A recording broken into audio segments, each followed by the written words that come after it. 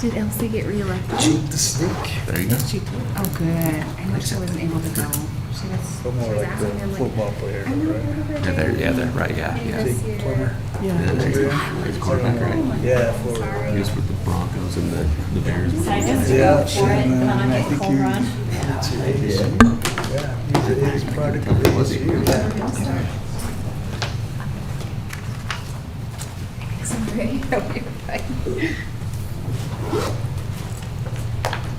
Welcome to the San Juan School District Board of Education meeting. Today is Wednesday, November 12th, 2025, and it is 3 p.m.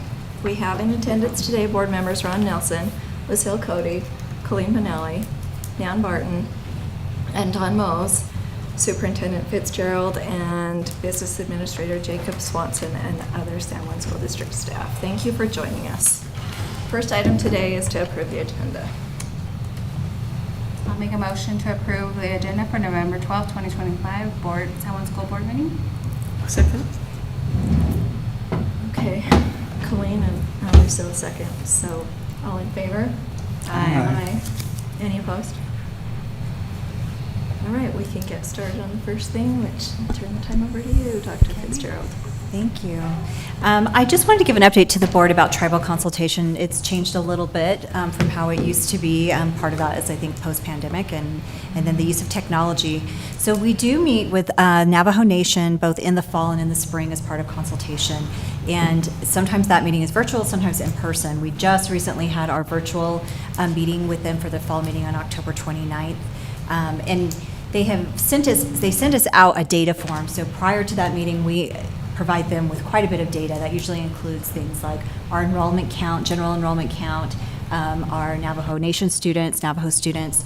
It also includes things like our special education numbers for Navajo students and English learners for Navajo students.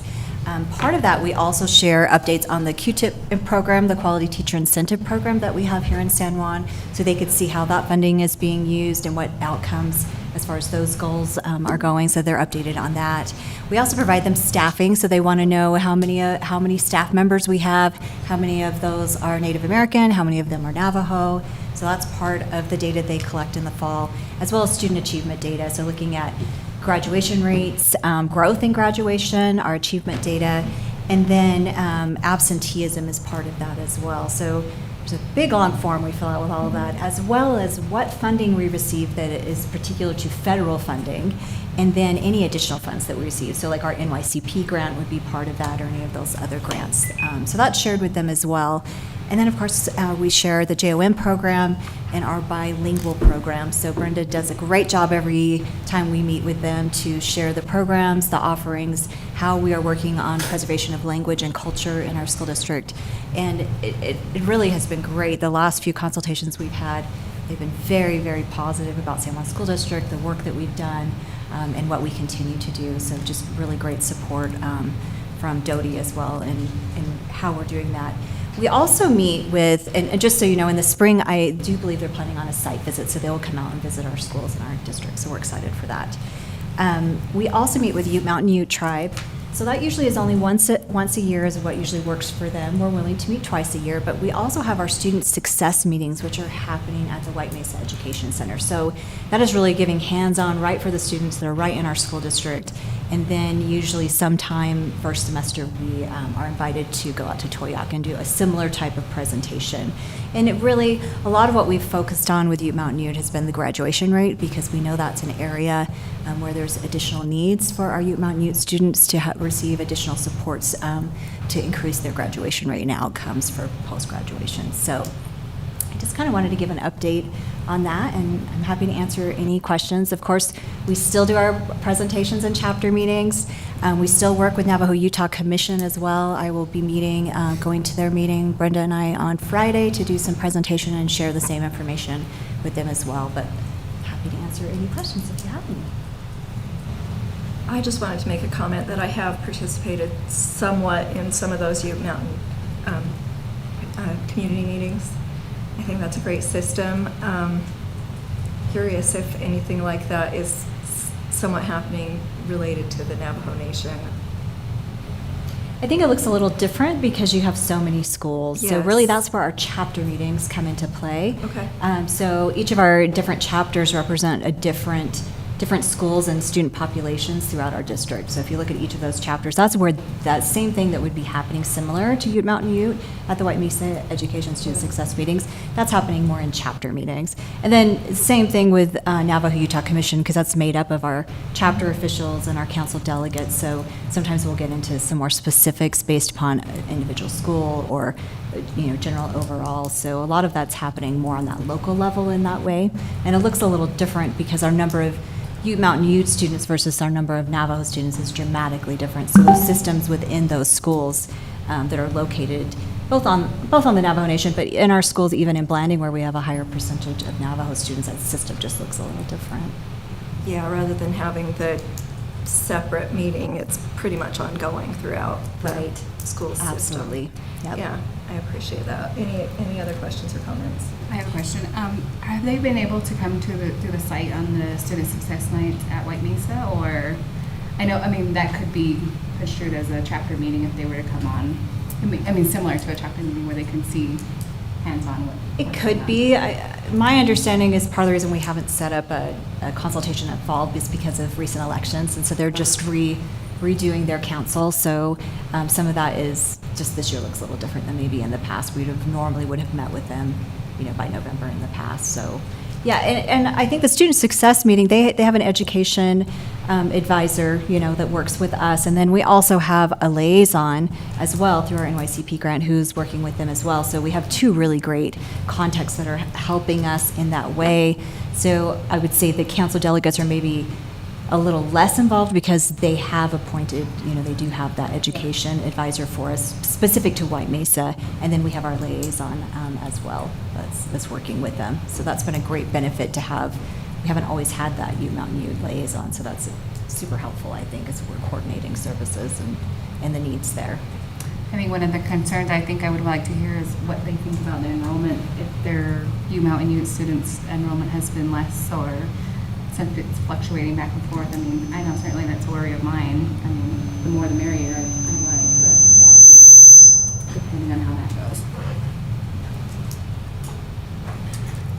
Do they, when they're collecting this data, this just goes into a big pool, I suppose, as they're Yeah. collecting data across their reservation? And Doty has their own research department, a Department of Data Education. Okay. So they've streamlined their process, right? So we fill out, basically it's like a Google form, right, with all of the data that they're requesting. And so they track that every year. We track it as well. And so they're able to kind of see those trends over time because they are now collecting that data in a virtual format, a digital format. So, and then they can compare that to other, not only, so when you think about tribal consultation, it's not just schools located, on tribal lands, but any school that has a certain percentage of Navajo students, that district would still request for them to participate in tribal consultation. So it could be other school districts off reservation as well, that they are wanting to collect data on. So, for us particularly, it's a large part of our impact aid requirement, and just our relationship with our education system and their education system and aligning that. But it's also part of what we've agreed to in our IPPs, our Indian policies and procedures, as part of that piece as well. Thank you. I would just add a huge compliment of what the work that you're doing there, Superintendent, and the team that's working with you. If you have a historical knowledge of this district, that relationship that you're talking about that's very positive and it's built with trust, that's not always been there if you're aware of the historical past. So to have that, I think it's come in recent years and been here, and to continue keeping that strong is by far in the best interest of this district. And it's a great, I think we place a very high value on it, and we value very much our partnership with our indigenous tribes that we live right here with and work with. So thank you. Thank you. And thank you to the team that supports that work. Thank you. I think we can move on to the next item. So we'll turn the time over to Jeff Hunt. And I see you brought some Well, look at, yeah. Superintendent Board. I'm Jeff Hunt, I'm the counselor at Monticello High School. We had an opportunity come up before us, and I'm going to let these students present that opportunity to you. So, why don't you introduce yourself? Hi, I'm Maya Lopez. I'm from Monticello, and we are here to ask permission to attend the CATCA Forum in Washington, D.C. in February. CATCA is a national coalition to build drug-free communities and empower youth to reject substance use and misuse. Hi, I'm Jimena Alvarado. I'm also from Monticello. This forum will teach us not only leadership skills, but also provide us with information and ideas regarding prevention activities throughout our communities. 8 students have been picked from Monticello, Blanding, and Monument Valley. The community base, we were picked on these following criteria application based on if we went to the Bryce Canyon Prevention Summit, and that we pledged to be a leader and promote substance prevention activities in our community. I'm Boston Bowers, a San Juan High School student, and I'm the Youth Sector 12 rep for the SJC PAC. And the cost to go to this is SJC PAC and Youth Coalition are providing scholarships of approximately $3,400 per student to cover the cost of the conference, meals, hotels, and airfare. And we are asking from the district just transportation to and from the airport, and we'll be flying out of Grand Junction or Durango. And for the advisors to be able to count as student activities, it's Jeff Hunt, Shelby Eldridge, and some advisor from Monument Valley. Thanks for your consideration. So the agenda has been given to you guys. We'd leave on February 1st, return on February 7th. It'd be a 4-day conference that goes from Monday to Thursday. We'd have Friday to do some sightseeing and come home on Saturday. And so that's the things that we'd be asking for, like I said, so that the advisors from the school district could go, and if we could get some transportation to the airport and back. And that's all we're asking for the school district. So, but we are open to any questions. I just have a question. Is this something you're hoping to do again in the future? Yes, it is. It's Okay. So it's hoping that something that we can try to make an annual thing if we can, but it's also going to depend on funding from SJC PAC. So It sounds like an exciting opportunity, and I do love the idea of youth-led prevention efforts. So I support that, and would love to hear more about how you guys function. At Monticello, we function as our San Juan Youth Coalition and Home Squad. We've kind of combined them together, and every school is different as far as how they run it. But we meet every other week to have some lessons on prevention within that we can promote to the school. Plus, this year, our 2 students here have decided, we used to do what we call a Colors Week, and we do it, twice a year. But this year we're going to do activities every month, and this is going to help us really keep those activities going to, not only expand out of the high school, but to get into the community as well. So that's what we're hoping to do with that. I think you had. So did you say students from Monticello, San Juan, and? Monument Valley, yes. So the other students didn't participate in the training or the? Well, because of some turnover with the SJC PAC, Whitehorse did not have an advisor that could go this summer, so none of their students went this summer. So when they get an advisor down there again, then they would be eligible to jump in with us as well and go to that. So that's where we have those 3 communities that are represented for this year. Is that did we kind of put that rule in place to attend? No, SJC PAC put that rule in place. So. And then the only other comment I'd have is there could be some responsibility for like incidentals or spending money, right? I mean, Yes. With spending plans and the way that it's structured, so there could be a little bit more. Yeah, no, I'd put in a spend plan for Monticello High School. SJC PAC has come in, but there could be some if students wanted to go get snacks or maybe, we've talked about maybe attending a sporting event or something like that. That may come up, but as of right now, everything would be covered by. Yeah, so all the meals would be Yeah, covered. all the meals, hotels. The meals all are that kind of covered by the grant, is that what you're Yes, saying? yes. Okay. And in the future, that might change. stuff. Well, so, yes, SJC PAC is, usually when they send students, they usually cover all Okay. all their meals and hotels and that kind of stuff, so they get that as well. Okay, I think you had some I had a question. Did we say how many students will be attending overall? There's going to be 8 students from the district. Okay. So we've got 4 from Monticello, 2 from San Juan, and 2 from Monument Valley. And so more likely San Juan and Monument Valley would be going to Durango or, Yeah. okay. Yeah, Their Monticello to transportation. Durango as well, so. Okay. We're going to try to keep them together as a group and get their group and coming back as a group, so.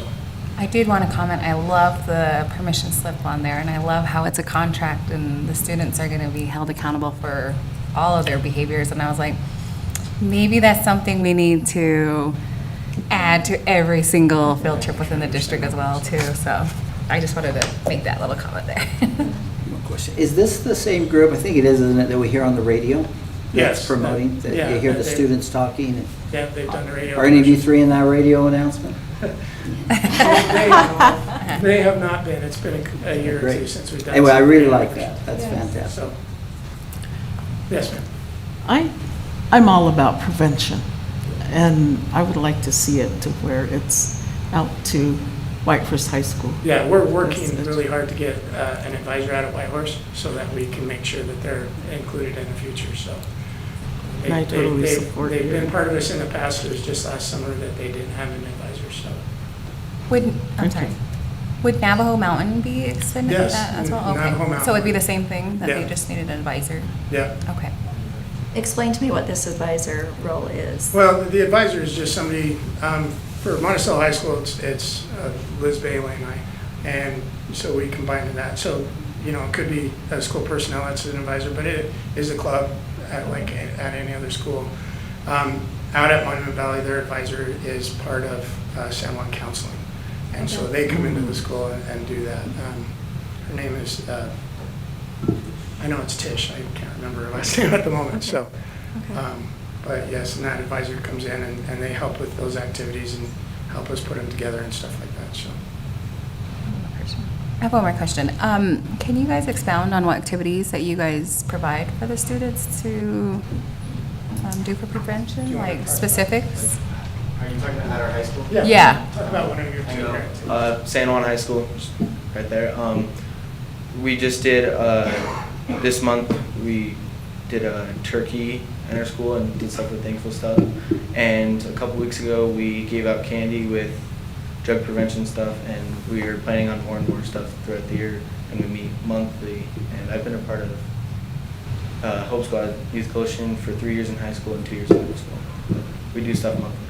And do you, Talk about your activity last week. Last week we did some bracelets, so we got people together and we had cut up like strips of old t-shirts and let the kids make bracelets together. Me and Maya made a bracelet together. She held it and I braided it and then we tied it. And then we hand out prevention bracelets too, like just our rubber ones. And like everyone loves it. Some people made it in their hair, everything like that. So the important thing about bracelets is you have to have somebody to make it with. So it's encouraging. One aspect of prevention is having connections. So that idea was to have a connection in your school with somebody that you could sit down and make a bracelet with. somebody that you normally wouldn't have a connection Yes. with, normally anyways, okay. All right, great, thank you. And San Juan High, you had an activity on Halloween, is that correct? Kind of? Was it Yes, I was community? actually part of that. I am part of Blending Work Group 2, and I'm also the liaison between a bunch of groups in Blending. But we did do a Halloween party with prevention, and yeah, we did a Halloween party, carnival, treats, dances, a bunch of other fun stuff. How many students are involved at each school? You can tell your schools.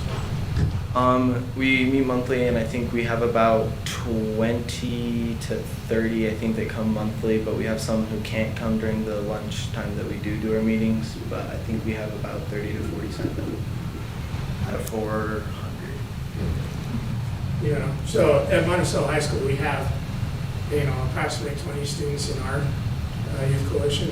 And when we have an activity like last week, I try to keep numbers on that. And we had probably 100 to 150 of our students that were involved. And that varies from year to year, activity to activity, but we do have quite a bit of our when we do our activities, quite a bit of our students jump in and have a good time with it. So I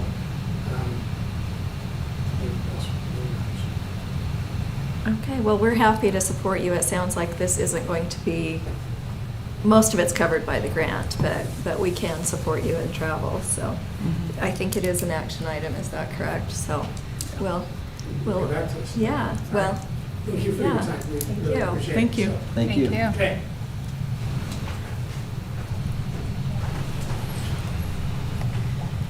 Okay, the next item on the agenda, turn the time over to Brenda Whitehorse regarding the Native Youth Council.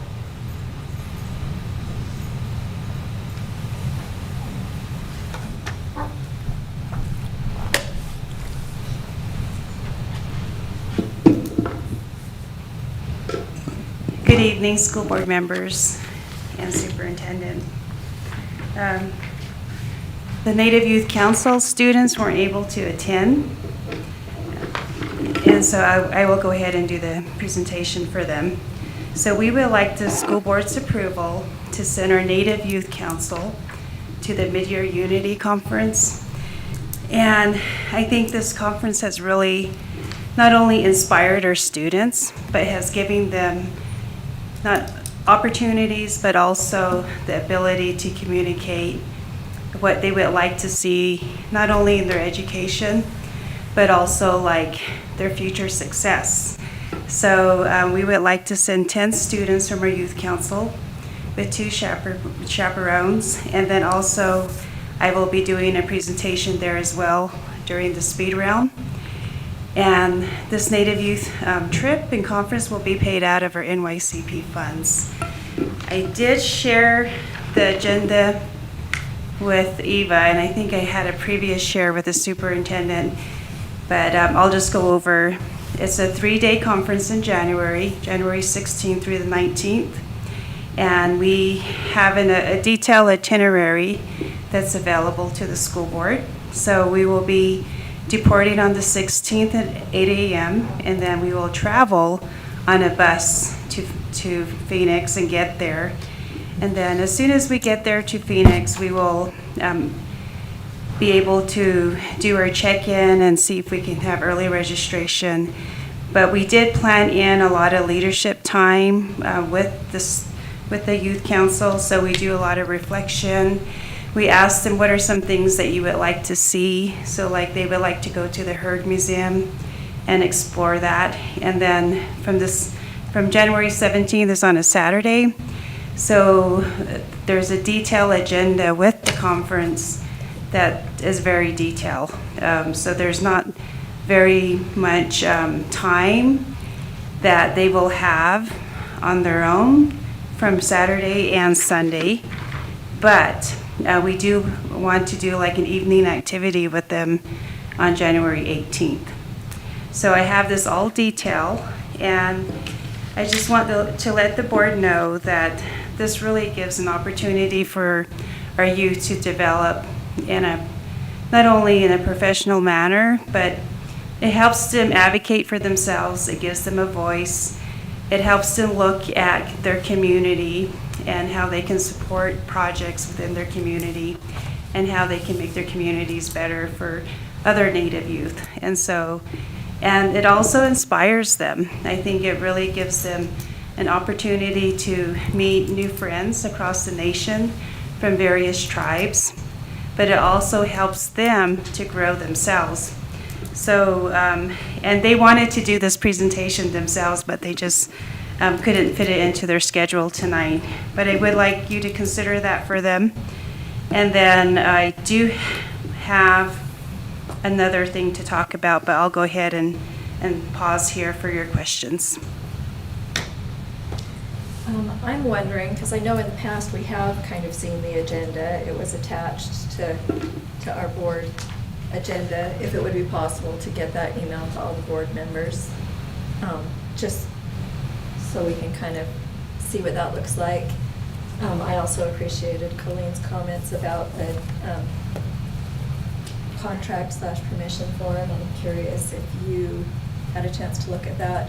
Just a way to really hold the students accountable for their behavior on the.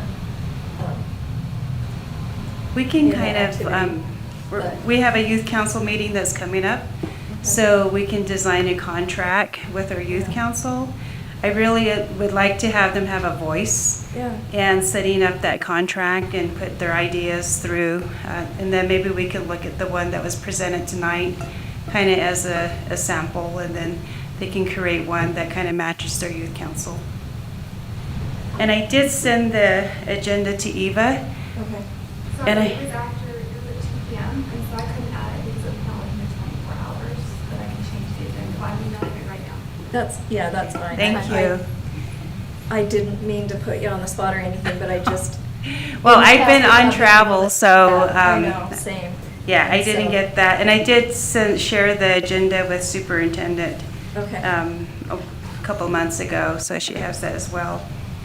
But I just would like to thank you for your support in our Native Youth Council and the Unity trips. And one of the other things that I wanted to mention. Brenda, before you go on. Yeah. I have a question. Okay. So you said 10 students? Is that right? 10 students from our Native Youth Council, yes. And 2 chaperones? 2 chaperones. Do you know how what procedure you'll go through to select those 10 students? There's students that are on our youth council, so we meet with them monthly. And so they have to be in good academic standing.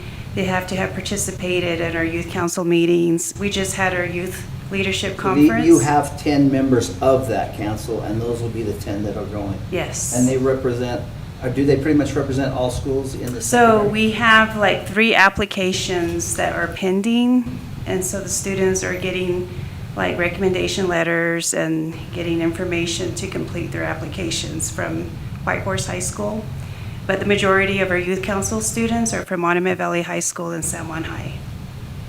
Because again, just similar to last discussion, I'd sure like the district to be, the secondary schools to be represented. But, I mean, I know it's not always possible, but I hope we try to take some measures to try to see that they are. The students have been really proactive in recruiting themselves. And so like last year, they were able to go to high schools and do presentations about study skills and try to recruit more members from like White Horse High School. And I think the challenge is that like every school has their own Unity Club.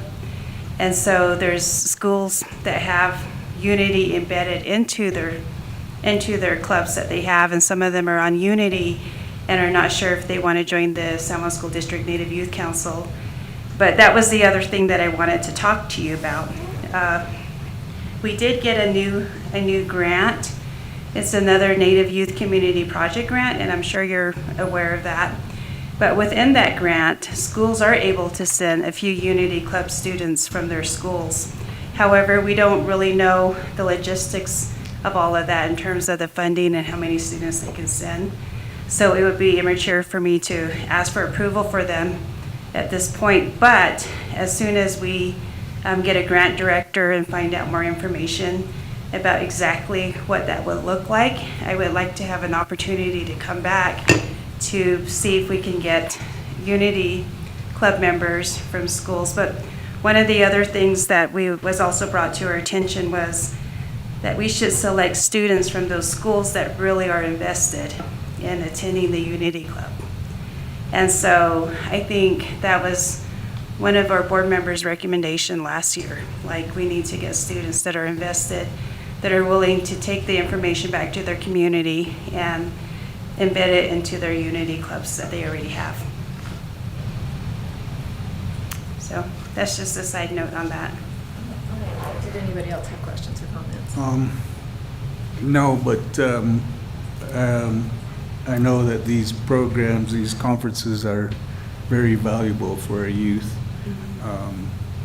But I do see the issue with trying to get members from each school. I know we've talked about that before. There's usually, 3 or 4 kids from each school who are doing everything and are really spread thin. But I suppose that is the problem in itself, and how do we engage more students to participate? And the youth council is kind of set up to be a smaller group of students that are kind of leading district-wide initiatives for Native youth. And so then that's why they have their Unity Club at their schools. So this is kind of like a blanket over the school district in terms of establishing the events and activities for our Native youth. And so I think it would be great if we can increase our membership to 10 students and probably no more than 15 for our youth council for the district. But in terms of the Unity Club at the school, I noticed that they usually have like around 25 to 30 students. So, and then I don't know if grant funding can cover the expense of all of their travel. But so that's one of the things that we have to explore. I just had a comment onto that. Not only that, we don't have the chaperone availability to them to have them all go as well. So that would be one thing to consider. I did have a question: is Monticello able to participate in? Because I know we have Native youth there too, or how would that work? So we recruited in Monticello High School, and they had their own Unity Club. Okay. So they were able to attend last year through the ACE grant. So they might be able to attend again with this new grant that we have. Okay. That's coming up, but we're still getting positions filled. We're still looking at the budget, and we're just barely getting started with that grant. Okay. But hopefully, if we do get all the information that we need, I might be able to come back before the Unity Conference and request to see if we can send Unity members to that conference as well. Okay. And I know it sounds like we're getting stricter and stricter with it, but I really like the accountability part for our students because, it's a lot. It's a lot for you, for your team. It's a lot for us to consider with their safety and then, of course, the education that they're going to get behind it as well. So I just wanted to make sure that was the whole backing behind it and making sure that our students have that accountability and that can appreciate these kinds of trips because it's a lot of work that goes into it all the way around. And I went to school here and I didn't get to go to any of these trips and, maybe it was offered, but had I, maybe it would have been a little different. I would have been in Congress or Senate or something, we'll see. But we're starting small. I think if we had like some of our school board members attend our Native Youth Conference that we just had, and then you would see the leadership and the quality of leadership that's on our youth council. And they pretty much took charge and were able to not only do the MC, but also design the presentations for their Native peers. And so it really came together nicely. So the work that they're doing in our meetings is really coming to surface in a lot of the activities that we're doing. So, and we do ask them, like, what are some things that are barriers for youth in participating? And a lot of it is just that they're involved with a lot of different things. Right. There's, other clubs and sports I think takes precedent over everything else. Yeah, sorry, I'm going off on a kind of a tangent, but yes, the Native Youth Conference. I found out about it practically the same time that it was happening, and at that point I couldn't change my plans. How far in advance do you plan those kind of activities, and how can we get more we plan them a year in advance. Okay. Yeah. And they're, I don't know if you have access to the district calendar. We do. And so it's on there a year in advance. Okay. Yeah, I saw some things on Facebook and stuff for it, and I was like, I was traveling. We used to advertise it on Facebook, but then we had other schools that wanted to attend our Native Youth Conference. And since we were doing a lot of make and take sessions this year, we decided not to invite other schools because we wanted to use our funding for kits for students that we have in our district first. Oh, absolutely. Yeah. Thank you. And I would like to just say that, there's a lot involved. When we take our kids out there, we're not there to see it. They're there and they showcase their culture, their language, and their participation. And just like the Johnson O'Malley, we had kids that was volunteered to just be a model out there, and that was their first time. They were nervous, but they did a good job. I mean, just stuff like that. They get experience, and then it gives them, a light bulb that Yeah, speaking turns of that, on, let's go yeah. ahead and move on to the next, and you can share even more about that after you share your part, the Johnson O'Malley Conference.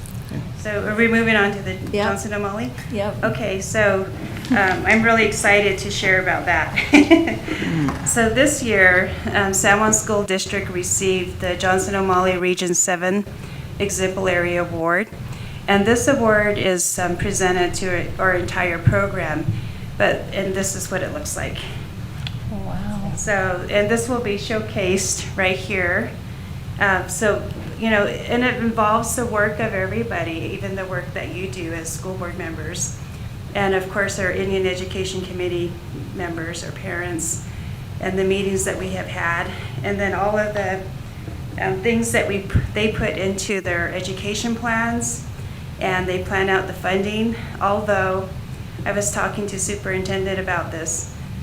Although this year, we only had like $12,000 presented to JOM, what's really essential and critical in keeping the JOM program is the parent voice and having the parents' input and then participate in the education plans. And even if it's like $1,000 or $500, having that parent voice can kind of branch out into other programs and that can be shared. This is what our parents want to see in our education system. This is what they would like to see from our youth. And so I think that's what makes it a really special program. And so I was really excited to receive this award. But I'll just go ahead and read what the award was.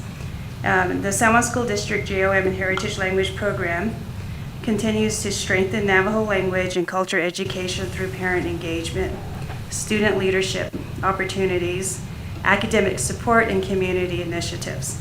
Parent involvement has been enhanced through surveys, presentations, and online resources. While student leadership is fostered through the Jim Dandy Senior Standing Tall Awards, it's also supported by the Knowledge Bowl and the Dene Language Fair that we have, and that goes from kindergarten through 12th grade. And then 9 out of 12 schools across our district receive Navajo language classes with heritage language teachers who are supported by our Heritage Language Resource Center. And our center continues to not only be recognized, but a lot of our schools surrounding the Navajo Nation continue to order curriculum from our resource center. Mm-hmm. So that's something that should really be celebrated and should be commended for our district. Academic achievement is showing positive growth through interventions, collaboration among educators, while attendance rates continue to improve. And again, this is like not just one person, it's like a whole team of people making this happen. And then key cultural events such as the Knowledge Bowl and the conference and the Language Fair and the Native Youth Leadership Conference highlight the district's ongoing commitment to language preservation, culture pride, and student success. And I think that's so important because, it's a challenging time with our government funds for education. And I think having the parents' voice and having school board members and also Indian education members that continue to advocate for funding for our students is essential. And so I'd just like to commend you for that. And here's our success. So that's our little celebration. Well, before you take off, we do honor you and I can't speak for all of us, obviously, but I just want to say how grateful I am for these programs and the efforts are being seen. language and culture are a very important part of our identity, and especially our Native American youth. We want to continue to have that connection to each student's identity matters, and having language and culture tie them to their education just empowers them. And you've seen that, obviously, and it's great to be seen on a national level. And I forgot to mention one other most important thing. Tony Pelt, she's our NYCP student liaison and student advocate / social worker in our school district, received the Exemplary Teacher Award for JOM for her work with the Ute Language project and preserving that and meeting with the elders. And we actually completed our Ute Language app. So it'll be available for the whole White Mesa community here shortly. So Yes, I that think is we did share amazing. that. She didn't say that very loudly, Oh. but go ahead. That's and say it. amazing. That's amazing. Thank So you. yeah, she has done some amazing work and was presented that award, and it was a very special moment for her and her family. So we'd just like to congratulate her as well and commend her for her hard work. How And was she it? also helps out with the Ute Tribal Consolidation meeting. Yes.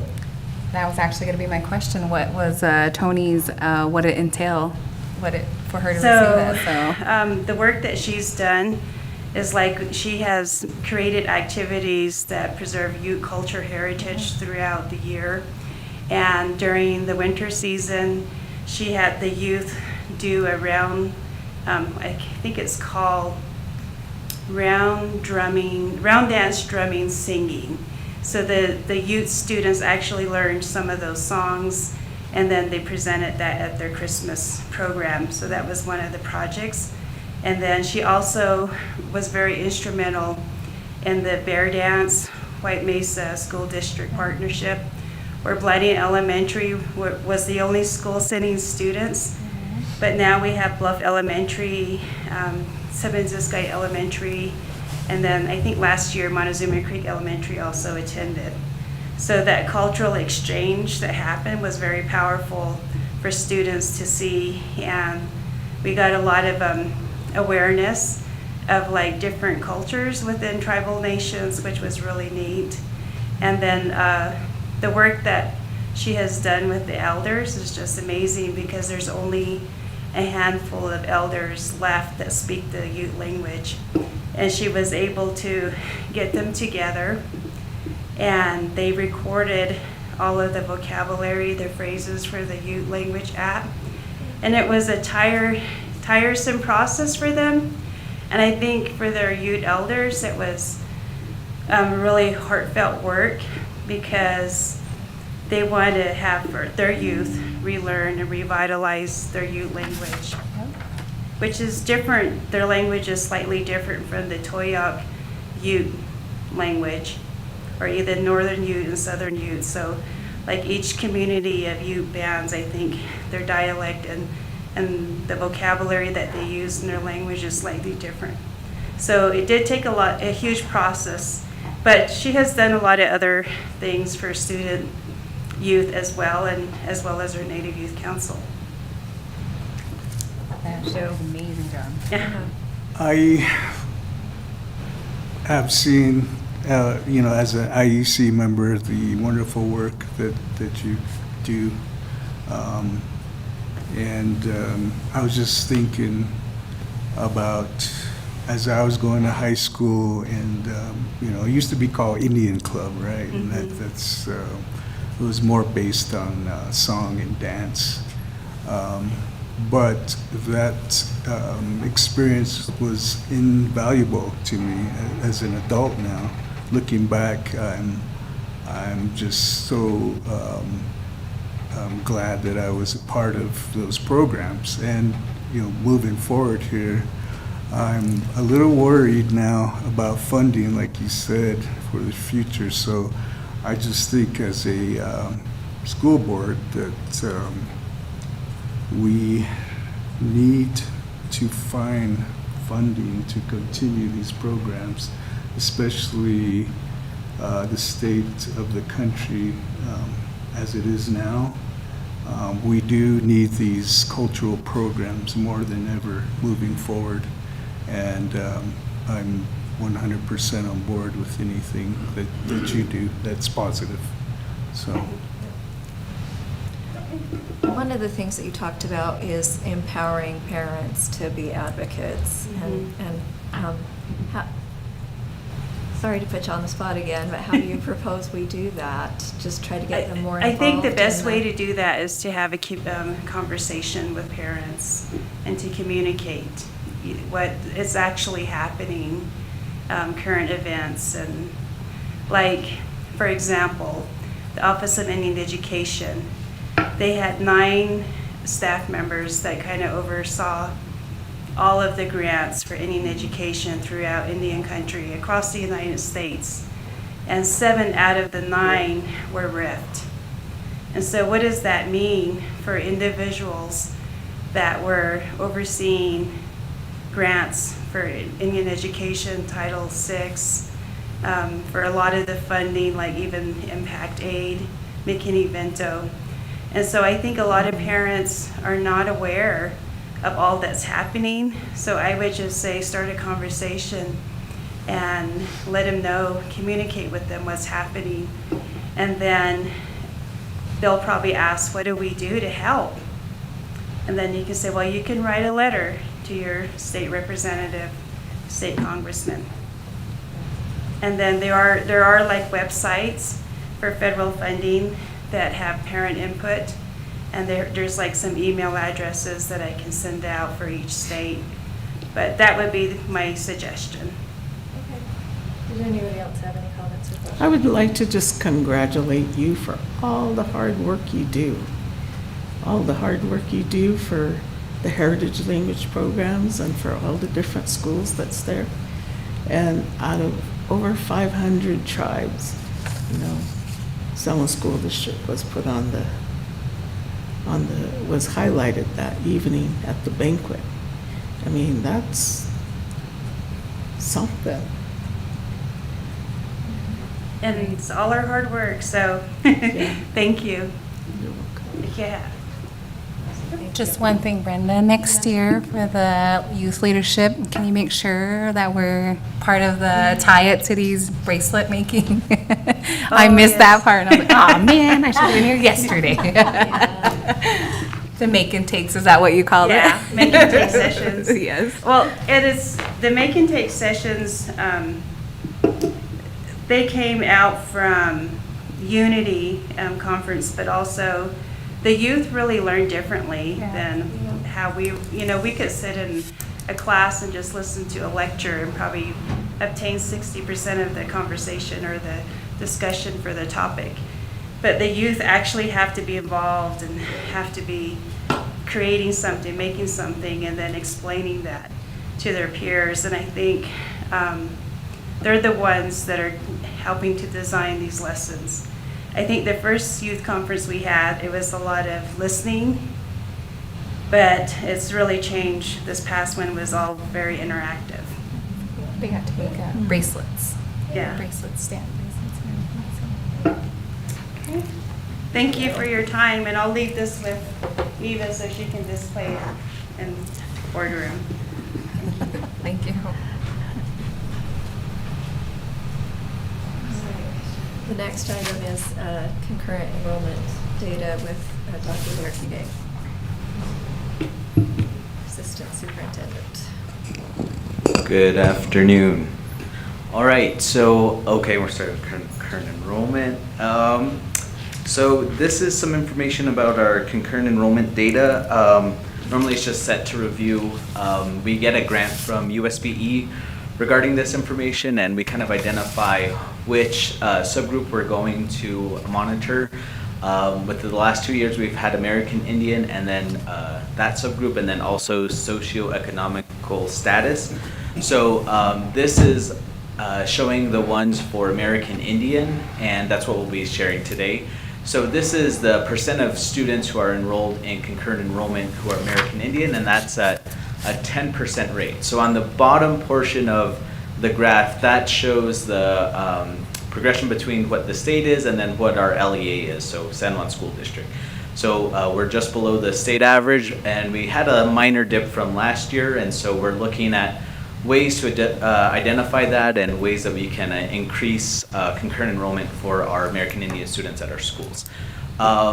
We have a grant, and we're looking at ways we can promote that. One of the things, working with the counselors now and our administrators, is we're looking at getting a one-pager on the costs, financial costs analysis and benefits for those students who take concurrent enrollment at our secondary schools versus if they take an early college course, which is different, and then also graduating early and then taking that on their parents' time. So we should have some type of graphic, hopefully by January, to kind of highlight what that cost benefit is, so parents can see that. Students will also see it, but they might not understand it very well. But once parents see that, I think there'll be a promotion of getting that number increased. So this is the data we currently have. Are there any questions? I have everybody looked at me. I have a question, but I got lost in your. Oh. No, I'm just Oh, kidding. okay, I'm sorry. No, I'm just kidding. Okay, thanks. I think that flyer would actually be, it would actually be a really good thing because we just happened to stumble on ourselves with our son. But one of the things that we had an issue was class schedules versus the CE. And so that would be one thing, I mean, if that's something we're going to promote and that we're going to push, is making sure that we don't have it conflicting with any other classes that the students also need to take as their core classes, or if they're just all electives, or, you know, whatever their schedule may be as seniors and, or even juniors too. So I don't know if you come across that problem or. No, that's one I don't know if we have solutions for, but we're gonna start, I think, throwing things around. When it comes to scheduling, the length of the courses from the providers, whether it's Utah State or whatever school that they're taking, they don't fit within our schedule per se, and so that's where we have some issues. But we have it to where, you know, we have some students who are taking a class and they'll be tardy to their next one because there's that overlap. So we haven't found a plan that fits that perfectly with our seat time for the required courses. So again, that's one of the things that we're still currently, I don't know if there's a solution for, but I think we try to make it fit as best as we can right now. But those are some of the things. But your other comment, I think, might help that is if they look to take those classes their senior year and have that enrollment in there, they have a little bit more flexibility if they've already met their graduation requirements to graduate, and they can take those classes, and again, it's cheaper and it's more cost effective. So. And we also do have some classes that are taught by high school teachers that also get the college credit, and those seem to be the ones that work best, but it's hard to, you can't do that in every school. It doesn't always work. Right, and we do broadcast out, so some of the teachers here are able to send those to whether Whitehorse, Monticello, and vice versa, and Monument Valley as well too. And I think we had one, I don't know, not this year, but last year from Navajo Mountain as well too. So there are ways that we can do that as well that fit within the schedule, but it goes combining different schedules at all the 5 different schools. Are we a little more flexible on our end as opposed to like USU? I mean, they would have to have their time, their classroom time, as opposed to us. Yeah, somewhat. So we try to have that discussion by March and April with the principals here, so that we can say, well, I'm going to identify AB for this next year to be this class, and we go through that. We need to make that better and more intentional. So we're looking at the whole scheduling a little bit more intentional this school year for next school year, so that we have those conversations not only with our administrators but our counselors as well too. So it's a work in progress. So another question, is the popularity of CE increasing, or I see that little dip, but then I see the rise above it too at the same time, so are we? I think some of that has to do with schedules, some of it has to do with our early graduates that we kind of had an increase in last year, so I think there's some of that probably factor into that. But I think if we go to the parents and say this is the cost benefit, I think that'll shoot up, but again, that's just an assumption. The other part of that is we're trying to offer more courses, again, with some of the constraints from the state side. They've loosened those up, so that's a bit helpful, but it's also very convoluted now too, so. And overall, our concurrent enrollment numbers have increased significantly over time, but it's our Native American population that we're targeting with this grant that has remained pretty much steady at that 10%. And that is also why we're looking at this particular data, is because this grant is, we're trying to boost that.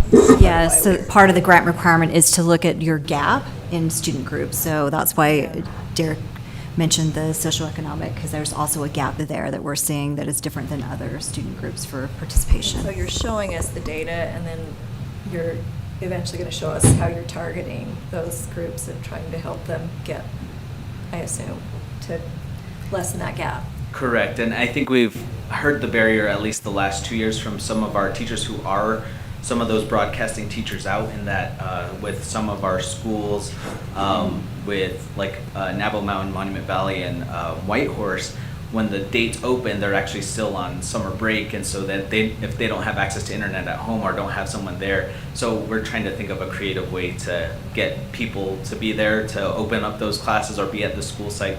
So some of that funding we could probably throw at that and see if that helps. And also making sure that the school counselors are informing the parents so that they're not missing that. I've been one of those parents before that was like, wait, I didn't know that was an option. So, right. Yeah. Same, and I think one suggestion would be is we had senior night at Whitehorse the other week, and if we can promote it there with parents as well, or even junior night, I mean, that would be something. I mean, a lot of parents that I had spoken to and was asking what my son was doing was the concurrent enrollment, and so they just weren't aware of it. So maybe we implement that in student orientation, or we need to have student orientation, and I don't know, just promote. I like that suggestion, thanks. I do too. I think that'd be great. I mean, even if we advertise, say, hey, there's a great opportunity for our youth, you know, and then, you know, something like that in the school. And I don't see any problem with even starting our sophomores, you know, starting to think about that moving forward, you know, so. All right, thank you. Any other comments? I would just say, you know, this is one of those things, and there's others, but this is one of the things that lead us to want to have somewhat consistent schedules in all schools, because you'll always hear, why do we have to be like so-and-so? Or at times it goes very well, but then at times it seems to come under gets scrutinized pretty hard of why do we have to be the same? Well, this is one of those things where if we don't align those schedules, it makes it very difficult to have a teacher that is finally approved through a university process to teach concurrent enrollment, free to transmit to all the other schools. So you're providing equal access to that curriculum. So just know that it ties into a lot of things far-reaching. We only have a couple minutes left before we get to our school. I can do this next one real fast. Okay, we'll let you do it. It's a lot of pages, but I don't want to talk about it more than I have to. Okay. Well, I have a list of questions. So the next one is the just some of the youth county data for San Juan, and there's probably about 80 pages. I'm not going to go through each of those, but I'm just going to kind of give some highlights. So if you want to read something to do later this evening, you can do that. So there's basically two big takeaways from this data is, you know, there's one talks about kind of the STIs within the county, and those are kind of taken from the state data. You'll see a lot where it says less than 11%, so there's not enough numbers within San Juan County to have a designation, so there'll be some asterisks with those data. Just be aware of that. So I guess what that should also say is there's not a high increase in that within our county, but within the state you can see those trends on what's kind of increasing and decreasing. So that's kind of the first kind of two big documents that kind of talk about some of what's going on. The next one is a CPS document, and again, it just talks about the services provided For CPS, so that's the middle one there. And that just kind of goes through, it has, again, a lot of data, but it's not specific to the county. So again, this is more looking at the statewide, and again, it's not really targeted by each county within the state. So this is just kind of data.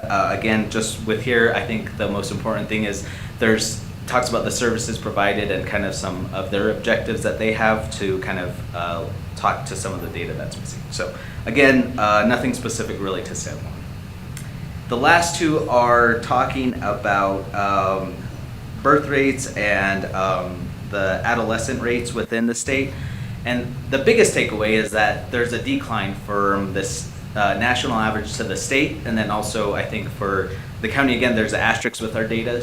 But I think that's something to just kind of be mindful of as we look at our incoming kindergarten classes, pre-K classes.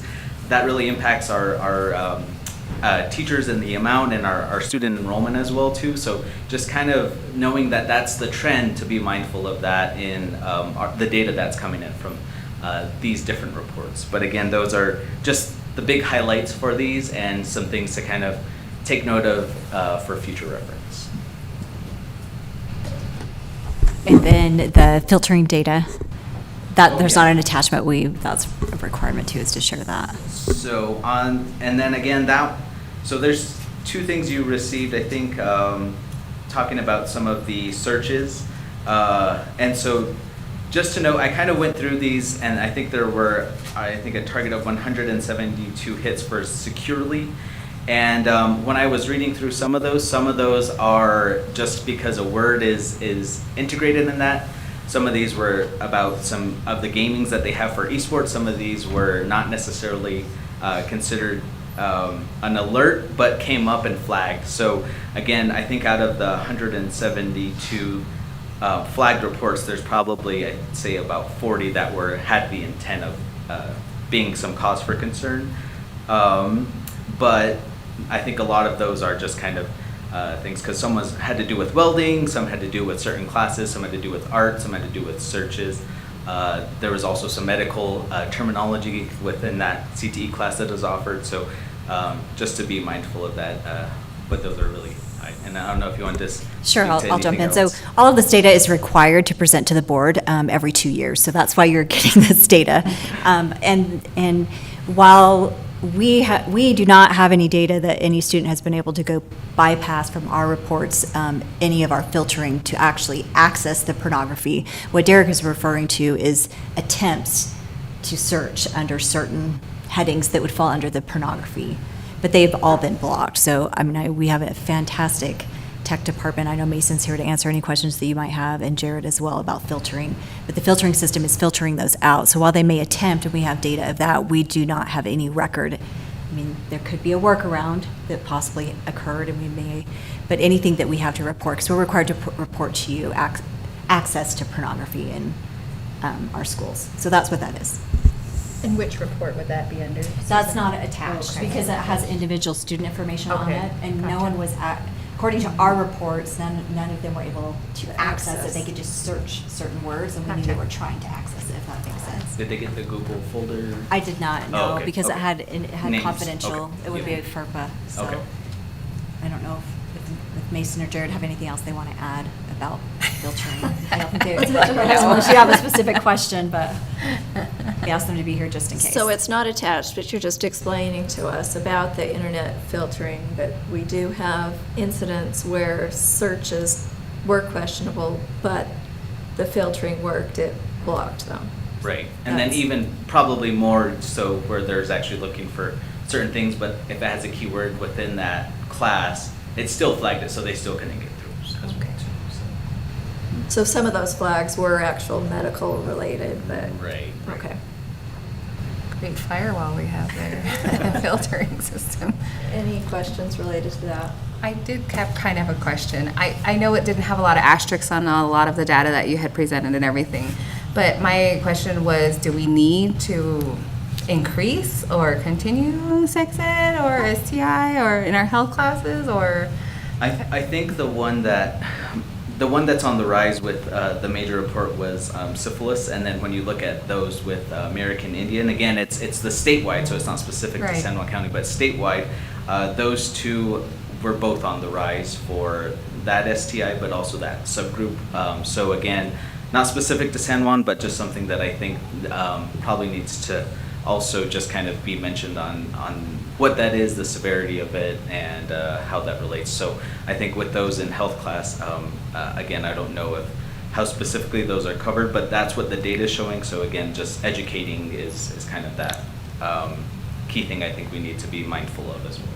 Okay, because even though we're squeamish about it and it's not a comfortable conversation that we want to have, it's a conversation we do want to have, because the more we educate and the more we promote healthier and safer practices, I guess, or non-practices, whichever, depending your take on that.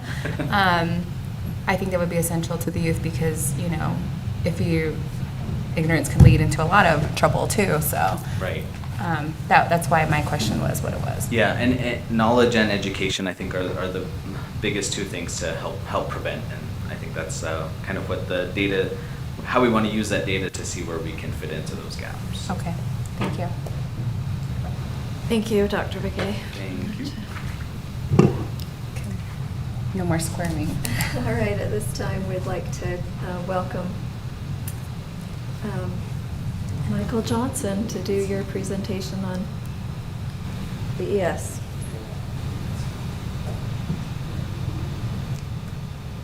Okay, all right, we're ready for you, Michael. We can't hear you. Sorry, you're muted.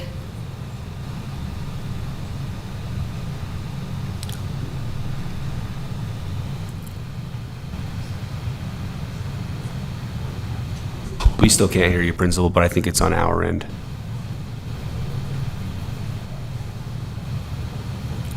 Yeah, I don't think you can hear us either. Just give us a second and then see if we can adjust the sound.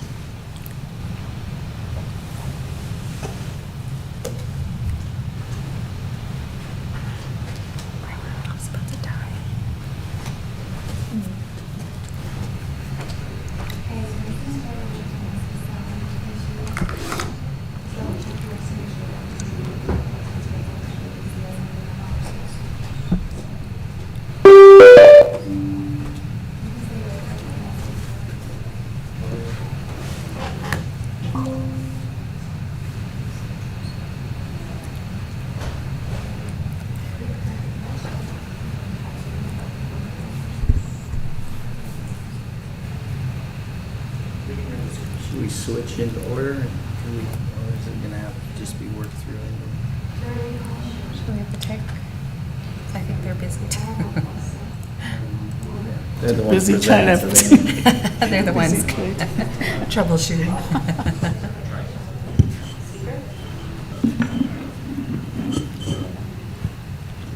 We hear you if you talk through the phone there, Michael.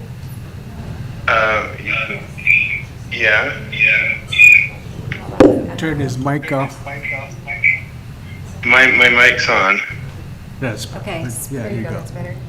I think we'll just have you speak through the phone, Michael, and then that way we can hear you. You want me to talk? Yeah, so go ahead and talk using your phone. Can you hear me now? Through We the can hear you phone. through the phone, yes.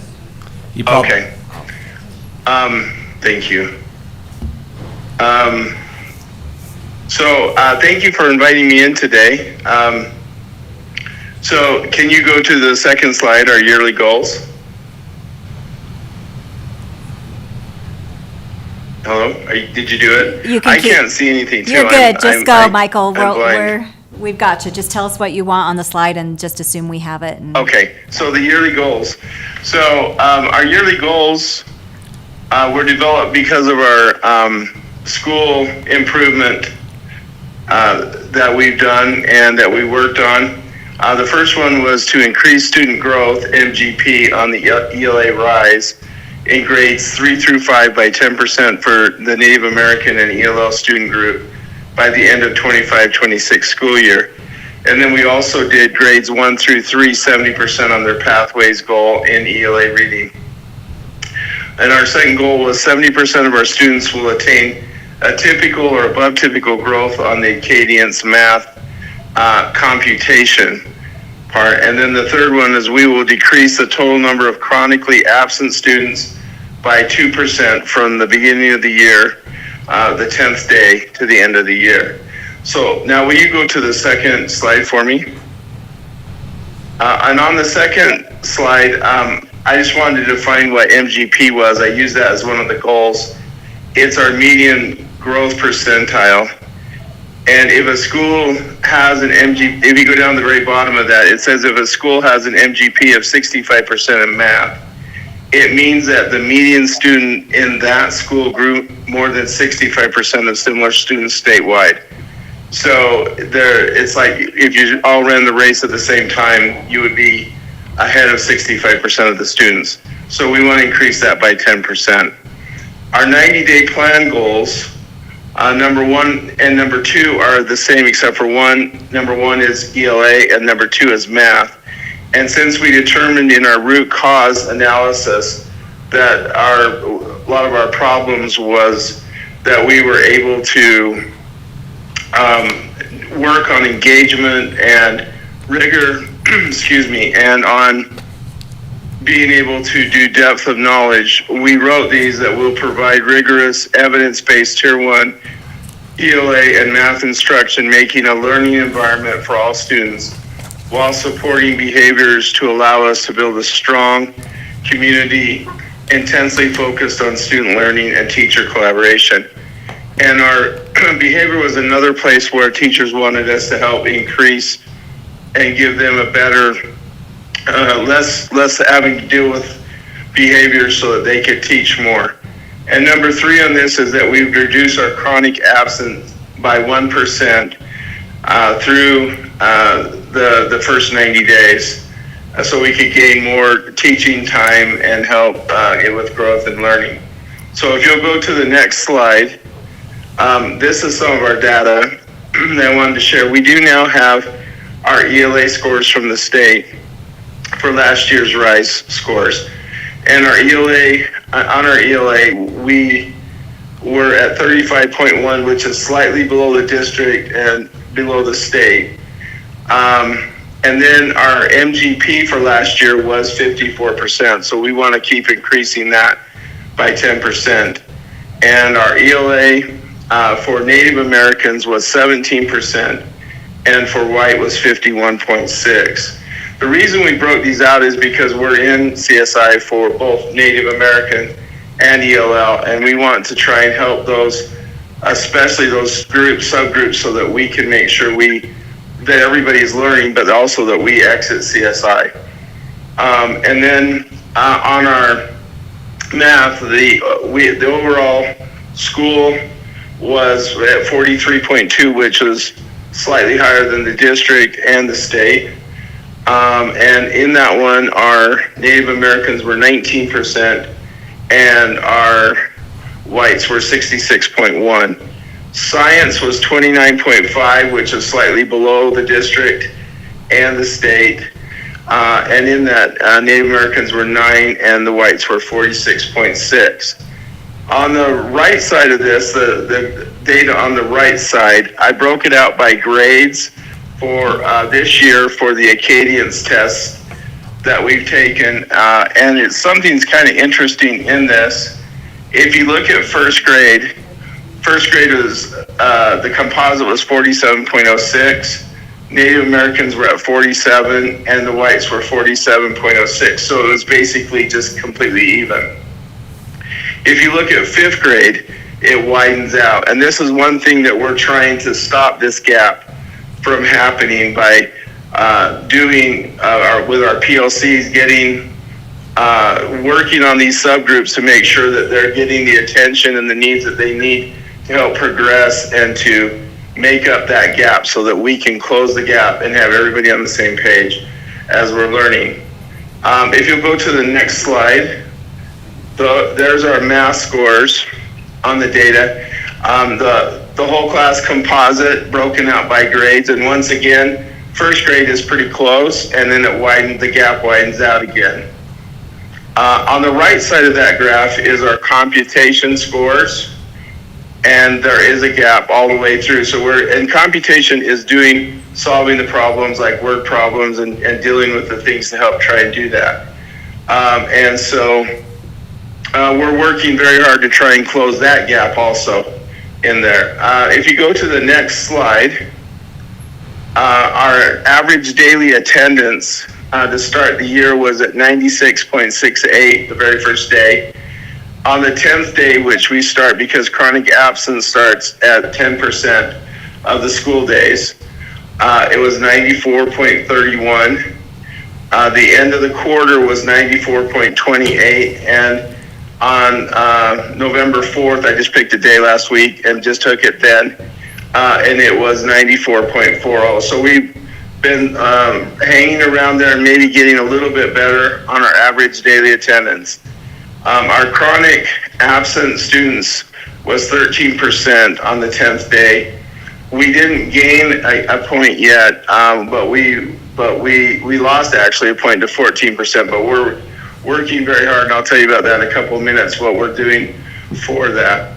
On the behavior chart on the right, that is incident referrals that have been sent into the office or that have been noted for behavior incidents. And if you look at it week by week, the first week it's the honeymoon period, so nobody's going to act up or do much then, but then it spikes up. We've been working mightily with some changes to the behavior plan and with some other things that we've been doing, which I'll get to in just a minute. And it's been going down steadily. Week 12 should be noted was Halloween week, which is a hard week always, and that week we did pretty good. As we looked at the students and the referrals that we've been getting, we have 6 top students who have behavior plans and IEPs, which we're working on getting those behaviors under control and getting some better. They give us the majority of our referrals. So we broke that out without those 6 students in there, and it shows that we've been steadily going down. And even for the rest of the school, on the week of Halloween, we only had 6 behavioral referrals. So we've really gotten it under control. We've been really doing pretty good with that. So if you'll go to the next slide, in our progress towards our goals with professional development, we had Dr. Katie Clark come in. She was an ex-principal who turned her school around in turnaround status. She also worked in the district she was in helping turnaround schools get out of turnaround status. And she now does consulting. She did an 8-hour professional development with our teachers on rigor, engagement, and depth of knowledge. In the last 2 months, in all of the observations that I have done, the 100% and Mrs. Jacobson has done, 100% of the teachers are using at least one engagement strategy and trying to increase their depth of knowledge in every lesson I observed. And our engagement strategies, we've now gone to a school-wide monthly engagement strategy where we pick one and everyone in the school tries to use that engagement strategy for that month. And the teachers share weekly at least one success that they had using that engagement strategy. And we pick the top 3 and we post them in our faculty room for other teachers to read and to be able to use the same thing. Supporting our behaviors, our Tier 1 house system, we awarded 1,007 gold and white chips for positive and extra positive behaviors for the first quarter. And we do Monday morning meetings and house meetings, and the curriculum on there is DBT skills, and it's been delivered to 100% of the students with active permissions. At the same time, our counselor is delivering lessons on bullying from the bully blockers twice monthly.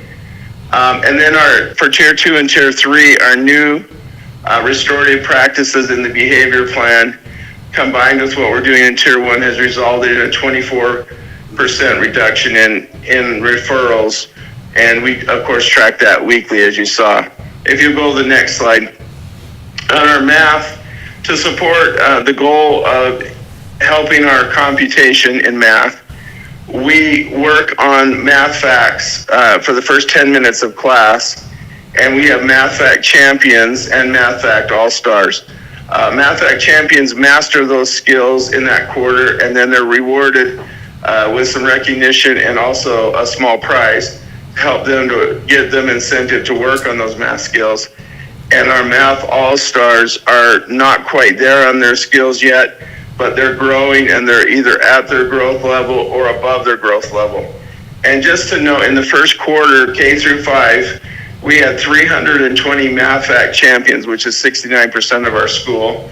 We had 70 all-stars, which is 15% of our school. And we had 390 altogether students that got the award for those, and that's 84% of our school. So this is working, and we're really starting to build those math skills, which will help in the computation that follows. In our testing skills, we're having teachers work on integrating test taking and learning strategies, specific, and even we have like little rhymes on it. We have posters that have been made up, and we're getting that out to them so that they can keep working on that to help their assessment and also their learning on that. Finally, with the attendance, our Tier 1, we've awarded 740 green chips in the first quarter, and that's for weekly attendance. It's for the whole week, perfect attendance, no checking out early, no coming late, and you're there for the whole week. And we awarded 1,590 blue chips for daily attendance in the first quarter for our house system. In Tier 2, our 2-day absent call policy has resulted in direct contact with families within 48 hours to see what we can do to help and hopefully get those students back to school as soon as possible. And then Tier 3, our social workers, counselors, and admin are working with parents to develop attendance plans and resolve any attendance struggles that are out there. And part of the attendance plans includes incentives for student attendance. And our result is that we got the average daily attendance on 11-4 of 94.4, which is an increase from that first 10 days. If you'll go to the next slide, our celebrations, I really am lucky because I think I have the highest quality staff and teachers ever because they're just great. They really work hard, and they're working towards our common goals to help these students progress. Our school-wide PBS system, the house system, and the coin system, we have great community support and partners. SJCPAC has been wonderful as they work for prevention and help us with some of our parent activities. Our CCR Day was tremendous, and they partnered with us on that, and they made it great because they brought in resources for parents and for students, and they had fun things to do, but they also had informative things. And then they had a dinner that night. We had a dinner that night, which was incredibly well attended. But if they went to CCR Day, they could go to the dinner. And then they got some money off. They got $10 off on their books for coming to parent-teacher conference. And then we partner, of course, with the Watchdogs. We have cultural celebrations. We have our Heritage Princess and Warrior pageant this month coming up. And also hopefully another celebration in the early part of December for a Heritage Night. And we have our student success teams at White Mesa, where we work on both attendance and academics. And at the same time, we also have the ability to help them with even just fun game nights and other things to help build relationships and keep cementing that. And then we have great teamwork and support systems. And finally, the last slide, if you will, our challenges are supporting all stakeholders to be successful. We're trying to get everybody to become even more data-driven and look at the right data and be able to implement that and help improve everyone with that. We want to keep building capacity to support our 90-day plan, our SIP goals, and to reinforce actionable student outcomes. And the final thing is we're supporting our designated groups to be successful and exit CSI status. I know it's the last thing on my mind when I go to bed, and it's the first thing I think of when I get up. And everybody seems to have that common goal where we're working towards it. Everybody's thinking about it. Our PLC teams, our admin, school leadership, and PBIS teams, we're all working towards this common goal. So that's our challenge, but we want to get out of it as soon as possible. Thank you. That was a lot, but thank you for being willing Thanks. to present. I did want to say I have heard from some teachers about the professional development with Dr. Clark, and it sounds like that has been a positive experience for most of those teachers, and I appreciate that you are, keeping them accountable and that they are utilizing the things that they've been taught. So it's good to hear that they're not just being given instruction, but they're utilizing it in the classroom actively. Thank you. Any other comments? I actually had a question. All right, we've got, Colleen's going to ask you a question. When I saw your presentation, and of course I was angered, but also disappointed that there was such a huge gap between the beginning of year data, the native versus the non-native, and continuing to be that way. I'm just trying to rack my brain, and like you said, you wake up with it and you go to sleep with it, trying to figure out solutions to that as well.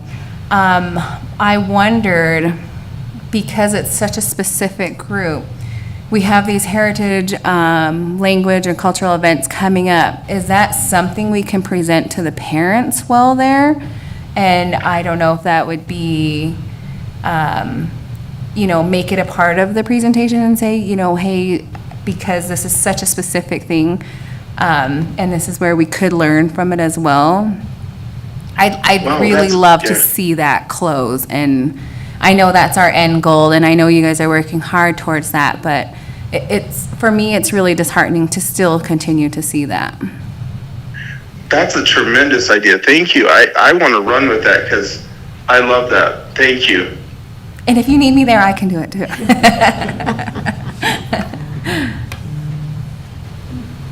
Just a suggestion, though. Thank you. Thanks. Okay, well, I think we're good with that, so thank you for taking your time to present to us today, and we'll Thank you. move on to the next. Have a nice evening. Thank you. And thank you, Eva, for Lending your phone. Sacrifice. Okay.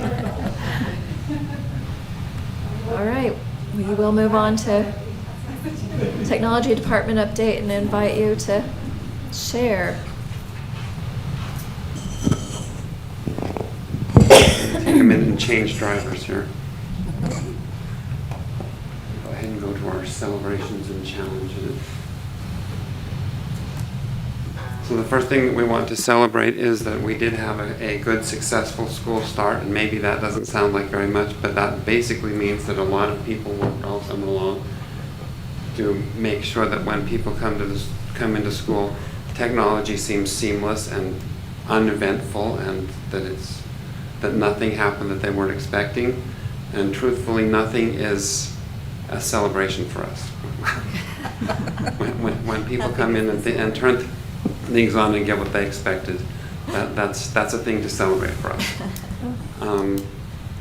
The next thing that I mentioned is a challenge, and that is the fact that our department director is on leave and that he's not been able to perform the duties that he normally has, and that's presented a lot of different challenges, and we definitely miss him. Which leads me to our next celebration, which is all of the people who surround me and help us to step up and be able to be successful anyway. And I just want to thank all of them for the huge effort that everyone has made to make this work. And I know even when I was talking to some of the building techs, they were saying, well, I know that Jake and Mason have stepped up. I feel like they have too.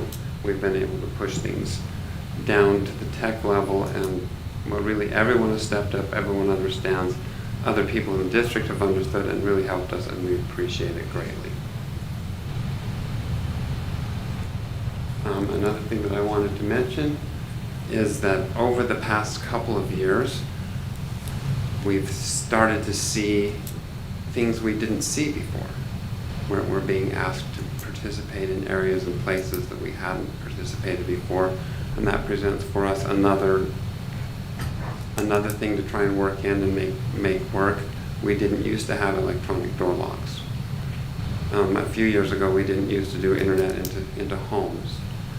The new House Bill 84 has asked for us to increase the camera systems in the buildings. Our department has started to take over sound reinforcement and intercom systems in the schools. Basically, so just things, and then also right now there's a new building being built, 4 offices that are either in design or under remodel, that also are things that are requiring us to put in some time and some thought and some effort. And all of those things are not things that we always do. And so that's just another shout out to the people who are making it happen, and all the help that we're getting with that. We have a UPS and an air conditioner that are, I believe this is their 20th birthday this year. And so we're talking about ways that we've added backup or begun to replace those so that they don't have the ability to cause the kinds of outages that they could. And so that's kind of a celebration for us that we're getting that work done.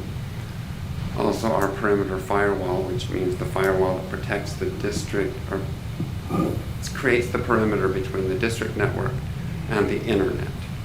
We've replaced that with a set of firewalls.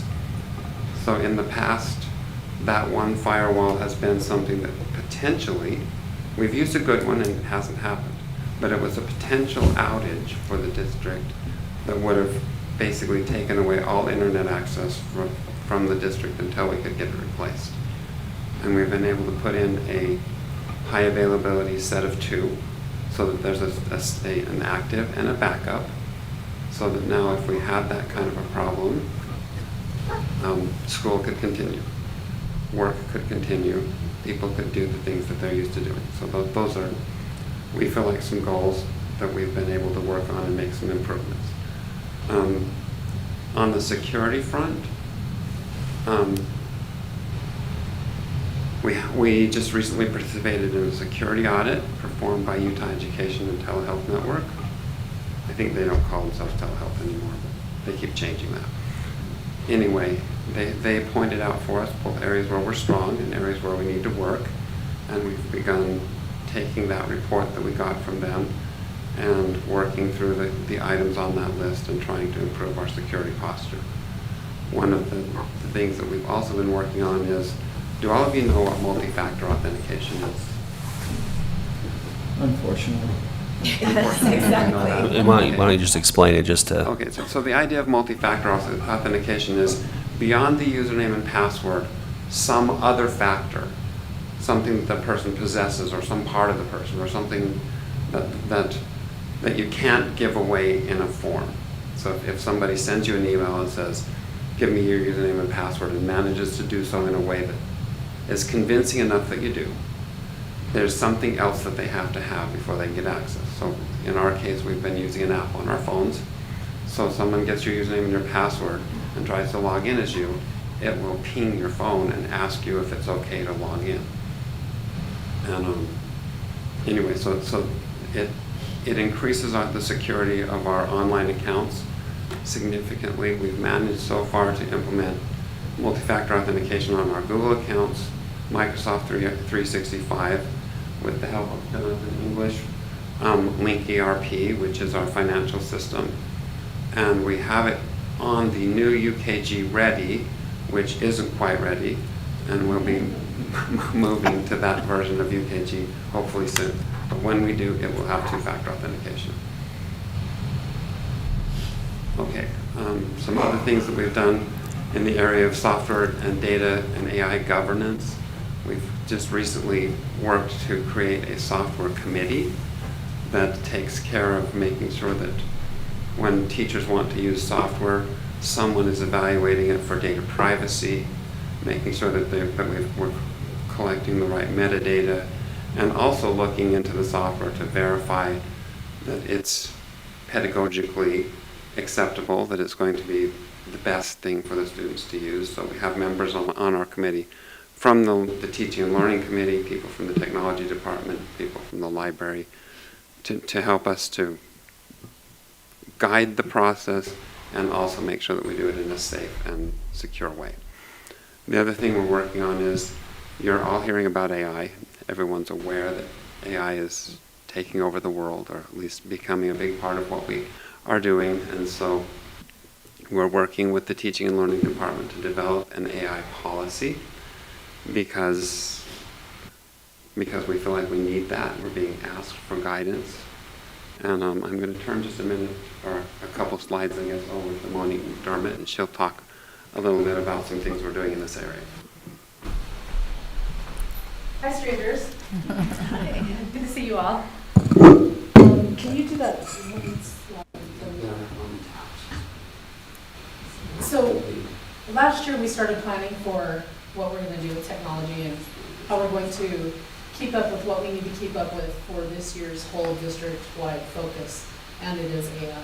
And when we did that training this year, we came out with a lot of information about where people are with AI and where we need to go with it. And on top of that, we also have school tech coaches that have been in the school district for a very, very long time and not necessarily a full system. So what we learned from our last AI training is that we really need to kind of make a concrete system to where we can get the pertinent information out to people in a really efficient way. So we're not going to go through all of this data right now, but if you scroll all the way to the bottom of that page, this is a summary from all of the people who took this survey. This is coming from the teachers, basically. And they had two primary foci that they wanted. First of all, from the district, they really wanted to make sure that there was some guidance with the policy, which Jared said was being addressed with him and Jeff Wingett. And then the ed trainer focus, overwhelmingly, teachers wanted more specific tools and they wanted those to be relevant to them. And then they also wanted some more one-on-one. The two people who are technically kind of coaches that can go provide that in the one-on-one that are specifically paid for that are Jolyn Torgerson from SJSD and myself. And we can't get to everybody. So we want to use our school tech coaches in a very efficient way, but also understanding that they have their own responsibilities as teachers as well. So we're really just trying to streamline this. So this is what our plan was. And there's you can show the other tab to the right. Is that it? No. Oh, yeah, that one. Sorry. I can't talk and read at the same time. Okay, so anyway, we've got like these different, we've come up with the trainer model.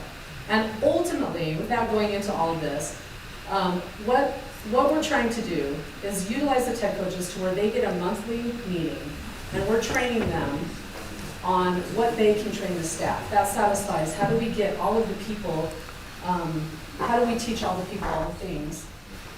And then also, how do we make it relevant specifically for that staff?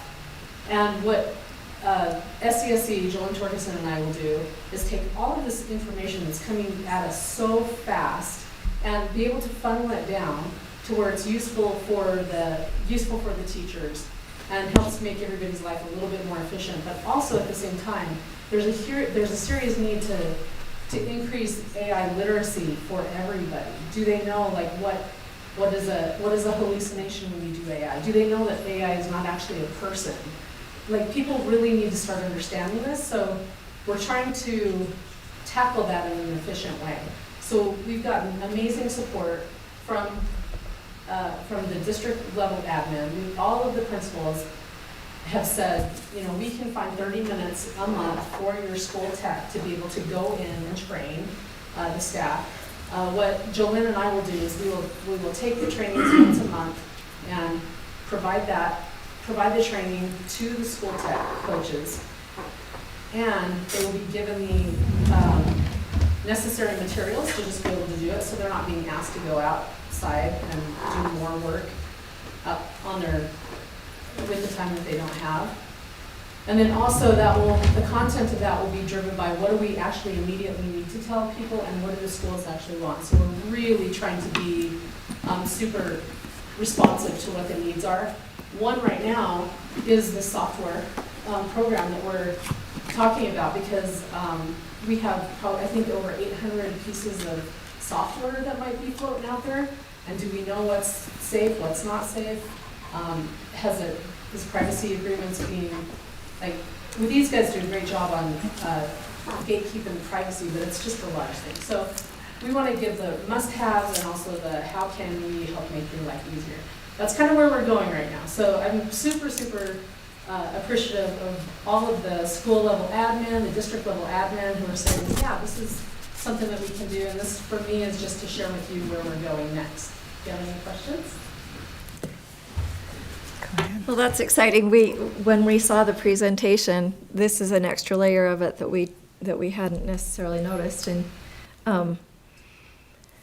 but I do just have to say this was very well organized. It was easy to follow. And then and when I saw both your names on it, and then you both, you know, you didn't dumb it down, but you made it palatable for us to be able to go, yes, it's tech, but we understand what you're saying, instead of all these jargon that we're just going, wait, what do you mean? Yeah. You did a great job with that, and I am excited that we are addressing AI. You know, technology tends to run faster than we can always keep up with, but it sounds like we're, even with the loss of our great leader, which we do have great people in our district, and we are missing him, but others are stepping up, and that's, yeah, I know you have challenges, but wow, we celebrate all the things that you really are doing and supporting the teachers, because yes, it is challenging to find time, but the fact that they're willing to try to make that work, it's great that we're getting buy-in on that, because it is something we do need to, especially the AI. And also, if you all need any support or training, let us know. We're happy to come help with whatever questions you have. Yeah, thank you. Okay. That was going to be my question and comment on that, is because both Nan and I went to a leadership conference last month, and AI was one of the things that was covered, and we were like, what? Where are we? What, you know, how are we handling this? And then being in the policy committee as well, that was something that was brought up, and I had all sorts of questions, and I was like, oh my gosh, we're so far behind, but we can catch up so quickly. But even if that catch up is there, I mean, it changes so quickly, even with once you do. So, but it was really nice to learn from Matt Winters that we're the leading, if not one of the top leading in the globally. And if we can continue that here at San Juan, that would be even greater, because who doesn't like that recognition that San Juan would be #1 in the world, you know? I mean, if we could get to that level. That's my goal anyways. I do like what you presented to the principal. If I can get that, that will help me learn with the AI policies and everything that we're trying to. That data that we showed. Yeah, I mean that would be helpful for me, because that's just educating me that much more on what. Because I can ask and see where the teachers want, what the principals are asking for, as well as sitting at an administrative level. I mean, I know what I can, you know, will want to be implemented in that as well. So thank you for your diligence. I appreciate it. Yeah, and yeah, let's be #1. Any other questions or comments? Okay, thank you. And now I have to find myself again. So we managed to get through Dr. Begay's. So we'll bring Laura up and talk about some policies. All right. Our first policy is student welfare use of sex designated facilities. So state law requires government buildings, which includes school districts, to prohibit individuals from using a privacy space, which is a restroom, a changing room, a locker room, that doesn't correspond with their biological sex. So this policy enforces that with our students, and then also directs schools to create a privacy plan for a student who is not comfortable using the privacy space that corresponds with their biological sex for fear of bullying or something like that, that they can create a privacy plan. And then it also gives administration the ability to discipline or take action if this is violated. So that's a very broad overview. I mean, the majority of this policy is definitions to tell you what that means. But yeah, any questions? Ron? Yeah, go ahead. No, go ahead. You might be saying the same thing I was No, gonna say. probably not. I don't know. My question is there anything in state law that goes as far as to say even like travel with hotel rooms? Where they would- This one right now is specifically for use in a government building. So I don't know if we have anything about hotel rooms, other than we already have a Student- process for that. Yeah, so if a student identified as a different gender, would they be placed in the same hotel room as their biological? Anyway, I'm just curious. Can we address that in an activities policy, or do we just have a process? It's not in policy, it's Yeah. more, we're working with it on an individual case basis. And as I see this gets tighter, I just wondered if anything in legislative process was going to allow us to get tighter in those areas. It could. It hasn't yet. This was very specific to bathroom use when this bill went through last year, so. And this is a new policy, correct? This is brand new, yes, it's not, Okay. no revision, this is all brand new. And just one thing that I noticed under, on the second page, right at the top, just the district shall coordinate with the student's parent. And I think we've had this discussion before, you know, what term do we use for parent, guardian, or whatever? And it Parent or seems like guardian. should we just add guardian to that? Parent/guardian? Parent or guardian. Yeah. I'm not trying to, I didn't mean to criticize it, I was just It's verifying. consistency, and we are doing that in most of our other Okay. policy. Okay, yeah, that's all. I wasn't trying to be critical, I was just checking that it seemed like we had discussed that before and I couldn't remember. So thank you for addressing that. So just adding the part where it says students, parent/guardian, correct? Yep, I wrote that down. All right, thank you. Go ahead and move on to the next On one. the next one. This is an existing policy, but we've done a lot of additions and reorganization of the policy. I'm sure you got the red line and it was overwhelming. Hopefully the clean version was a little easier to read. But it addresses how general public, the conduct on school property by general public. We've added some additional sections, specifically visitors, that just tells visitors they have to check in at the office when coming to our schools. We've also added disruption and disorderly conduct of a meeting, which includes board meetings, SEC meetings, anything like that. Restrictions on use of electronic devices that addresses when guests are using our network or when they're in our building, that they can't access inappropriate materials, or they can't bully or harass others on our network or in our building on an electronic device, and that they cannot use an electronic device in our buildings to violate the privacy of others, which, you know, recording, taking pictures in a restroom, things of that nature. And then we also added the restrictions on the use of sex-designated changing rooms as well. So the other policy was specific to students. This is to the general public, with the same guidelines that people have to use the space that corresponds with their biological sex, and it notifies them that we will contact law enforcement if this is violated. That's it. Do we have any specific And I can see this being, as we have like youth activities, like where we host like a wrestling tournament or whatever, and they're using various buildings, so it all just ties in with that, kind of. I can't remember, I had something on that too, but. I have another question on this one. So you talked about it including board meetings. Mhm. Now, so would that be like on 1130-.6, would that be like number 2? Because number 1 kind of leads you back to school. No person may disrupt a lawful meeting or gathering on the property of any school. So would number 2 be the where you would say the district board meeting would be? Yeah, and in our definitions, we also have what an official meeting is, and that's where it references board meetings specifically, or community council. So it includes meetings of the Board of Education or of a school community council. So if it's an official meeting, it would fall into here. Okay. So I think there's 2 pieces to that. So on number 4, when it says guest, it also defines guest as an individual who is not a student, employee, or designated volunteer of a district school who is on school property or at the site of a school-sponsored activity or event. But I think they also wanted to expand that to like district office for board meeting. So that's, I think, where the official meeting goes. That's the only time any of this, that expands to the district office. Most of it is school property, so school any building. Official school event, but then also these meetings. So I think they defined it separately to ensure that it covered everything, if that makes sense. Because that's when I read it, I wanted to make sure board meeting was covered, and I was thinking it was, but anyway. Yeah, it's, They defined it separately as official meeting versus how they defined it and under item guest. number 2 doesn't directly say on a school property, and that's the one that really talks about official meetings. That's why I wondered if that's where that was. Because one kind of leads you to believe it's at a school.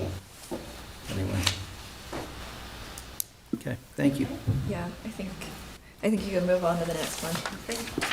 All right, the next one is another existing policy that we've updated with some current language and definitions, and this is relating to emergency safety interventions, seclusions, and restraint.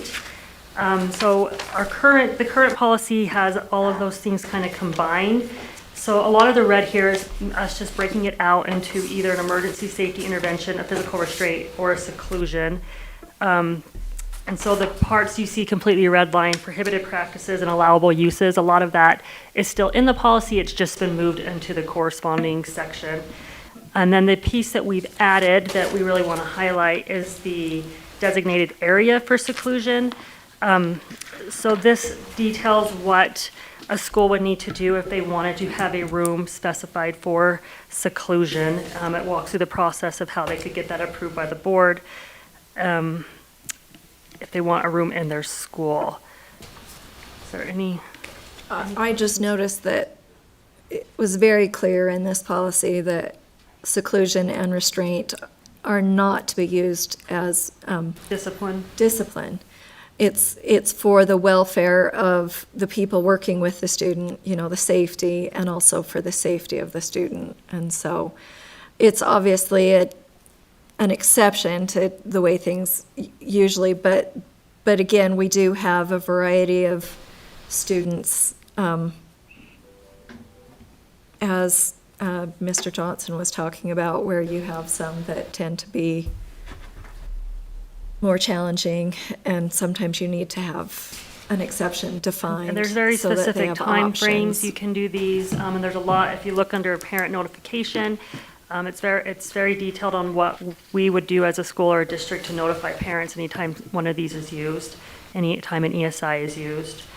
So do we presently, we don't have any approved seclusion areas because this is brand new, right? Because we don't have a policy, we need to have a policy before any schools could. Should we assume that we will start getting some requests? If the policy is I think in approved, the we new would get Blanding- a request. Like in the new Blanding Elementary, there is a seclusion area, correct?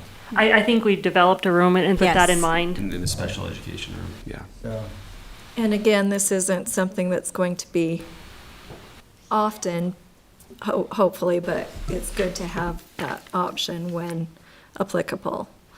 So, and we do need to protect our staff and our students when appropriate. one more question. Do we have an ESI committee? Is that our? When we worked through this, we said we have one. I don't know if we call them that, but it's kind of our special ed itinerant team that's doing that up until now. That will be the ESI committee. That's what I wondered. With our school psychs. And a parent is required on that, but we have that, we can meet that criteria as well. Any other questions related to that? Let's move on to the the fun times. funnest part of the meeting. All right, I've got copies. I would like to note, I appreciate the effort that this policy committee has done. These are pretty involved. I can tell just looking at the red line, the effort that has gone into that. And I appreciate the board members that participate in that as well, and the staff. And I can see a need for each of these policies. Sometimes the state mandates it, sometimes we see something within the schools that we need to address. And I, again, just appreciate the efforts of all of you. We are never lacking on policy, so Yeah, we and keep that committee busy. Sometimes they get a little outdated or do they, but I'm grateful that we're making these efforts to support our teachers and students and everyone, so. Agreed. I got physical copies for all these calendars. I don't know if that's easier for you to look at.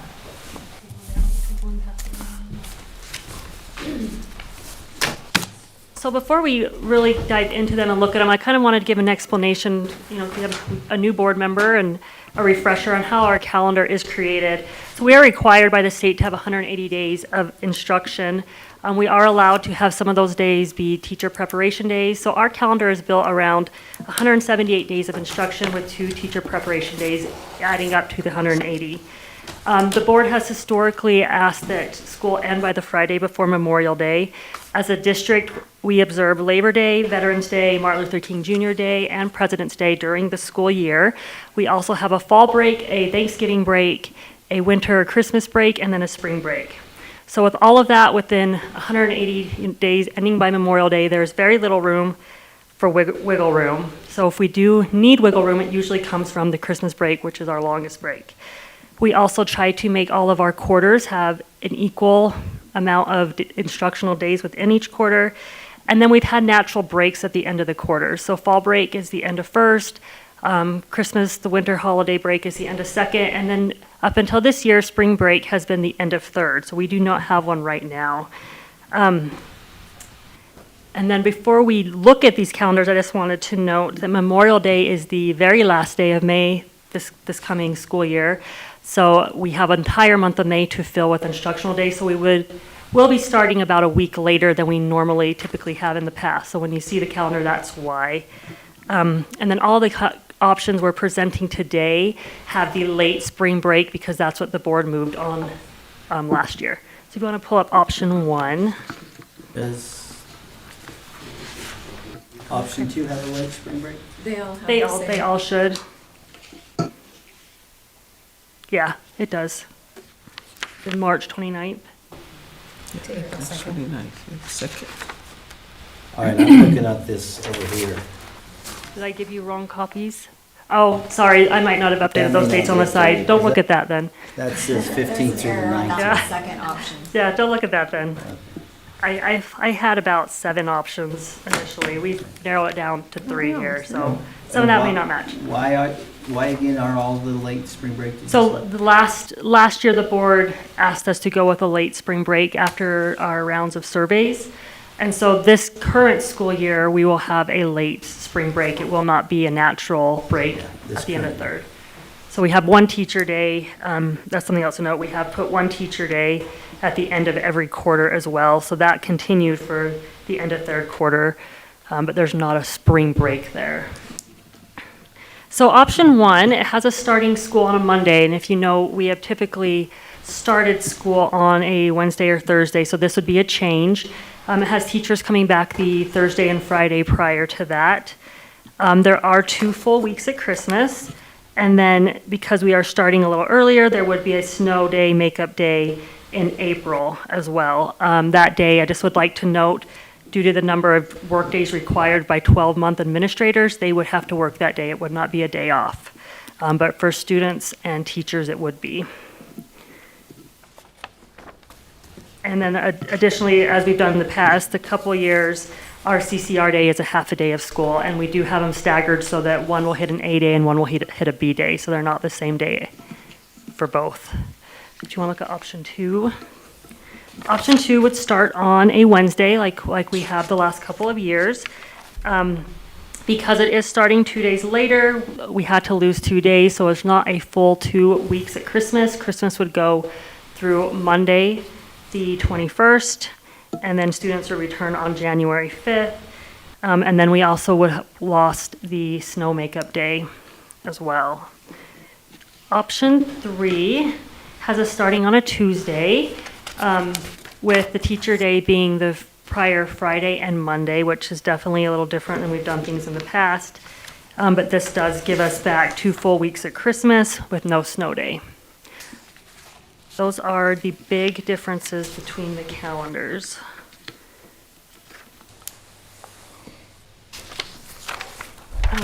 Can I ask, do any of these options have extra teacher days as opposed to? No, That's- we okay, kept that's one of that the constant, things. so 178 instructional days, a teacher's contract would still be 183, like it's been the last decade or more. So they have 2 teacher day at the beginning of the school year, and then 1 after each quarter. So they have 1 after first, 1 after second, and 1 after third. And that has been something in the past when we've surveyed the teachers, that they do like having those. Yeah, the last couple years so I think 3 years ago was the first time we changed to that. So the last 2 years, we've surveyed to see if they want to keep that, and it's been overwhelming that they like having that, the extra teacher prep day at the end of a quarter. They used to have 3 at the beginning of the school year, and then our CCR days were days off. So that's where they got their 5, and so now they get 2 at the beginning of the school year. We go to school on CCR day, and they have 1 at the end of each quarter. And that seems to be what the teachers prefer. Yeah, thank you. I appreciate you noting that. And I will say I've had a couple of people contact me about the change in spring break to being later. So I don't know if that's something that if we do get to look at in any way of surveying our It is teacher- unfortunate that we haven't had the late spring Yeah. break yet Yet. before we work on the next calendar. Maybe just because it's in they're seeing it now, they're looking at it and going, how did that get moved to April? Late like that. Anyway, they may love it. That was the survey results last time. Who Yeah. knows, Yeah. it changes. And if you were going to do it, I mean, if you look at option 2 on the side, that would be the date. It would end at the March end of 15th that through March 19th. third If you- quarter where that teacher day is, that's where it would be hit if we moved it. Yeah, if the board determined to move it back up, then that's. So I think the downfall to that, if we're gonna, we're talking the options, is that your 4th quarter is very long, and there's no breaks for option 2 or 3. Option 1 has at least the snow day in there. yeah, But option 2 or 3 would be very long with no break. With Memorial Day being the very last day of the month, that makes it a It little really, challenging. yeah. And I think that was one of the arguments last year too, is that there was no, it was just one long quarter, and that's why we had a late spring break this year. The as feedback well. we got last year was 1 long quarter, and then also, it's still cold. Yeah. People wanted to celebrate and do things outside with their families, so that was really the feedback we got last year about wanting to move spring break later.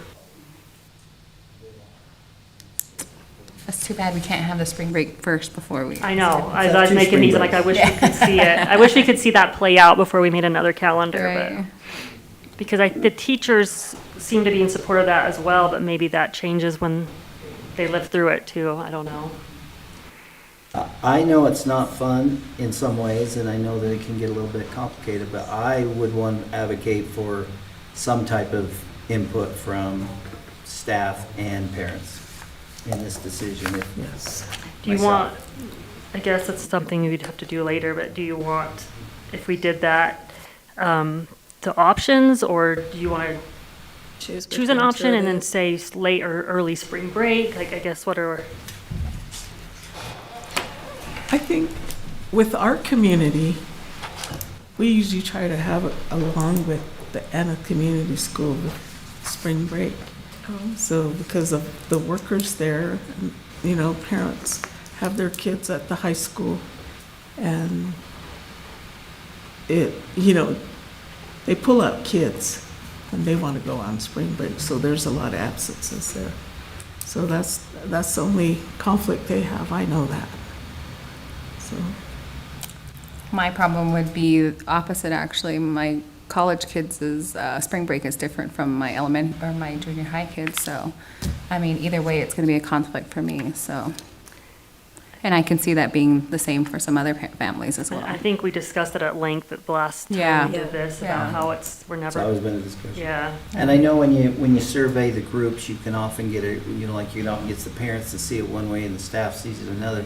And then you're like, well, where do we go now? So, I mean, it can get really a little bit challenging, but I still think anytime you make these type of decisions that have such direct influence, it directly affects them in the ways of their calendars and their schedules and the things they do.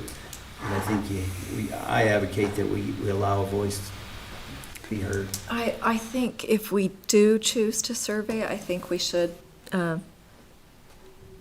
choose between, select 2 out of these 3 so that it's a simpler choice. I don't mind But- either way because Would our really public delay comment spring gets pretty breaks. popular either way, and probably the most that we get public comments on is this. So. That's why I did a big introduction, because sometimes I can't take the online hate.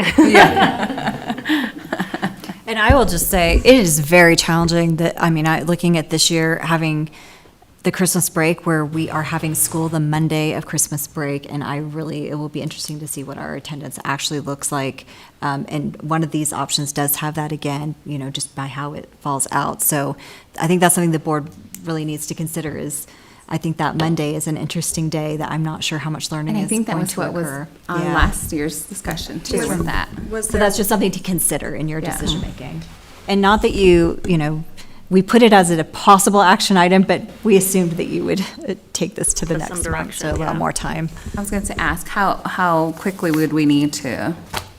You mean like the Make a decision on 21st? this. Is that what you would? I mean, the board can give us direction, and we could do what you need us to do and bring it back for December.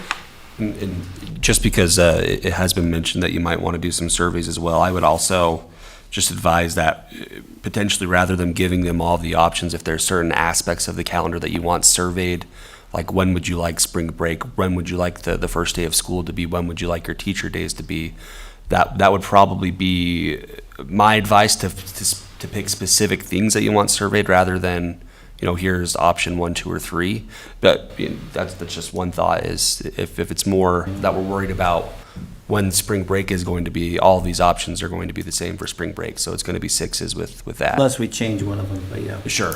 Now, I agree with that we ought to probably put it out there in those type of options. One other thing that I'm pretty sure I'm accurate on, someone could go back and check, but I believe we used to approve a calendar on 2-year calendars. I believe you're correct, because I was looking just off some other Yeah. comments I was getting. I went back to 2013, 2014, and there was 2 years Now, there. I think that's because the conversation is almost identical. You can either have it every year, you can have it every 2 years. Yeah. Is what the theory was, and we've been choosing to have it every year. But really, once you know those very variables of where do you want spring break, where do you want your first day of school to be, you can build a calendar. Yeah, those are the variables that will build a calendar for.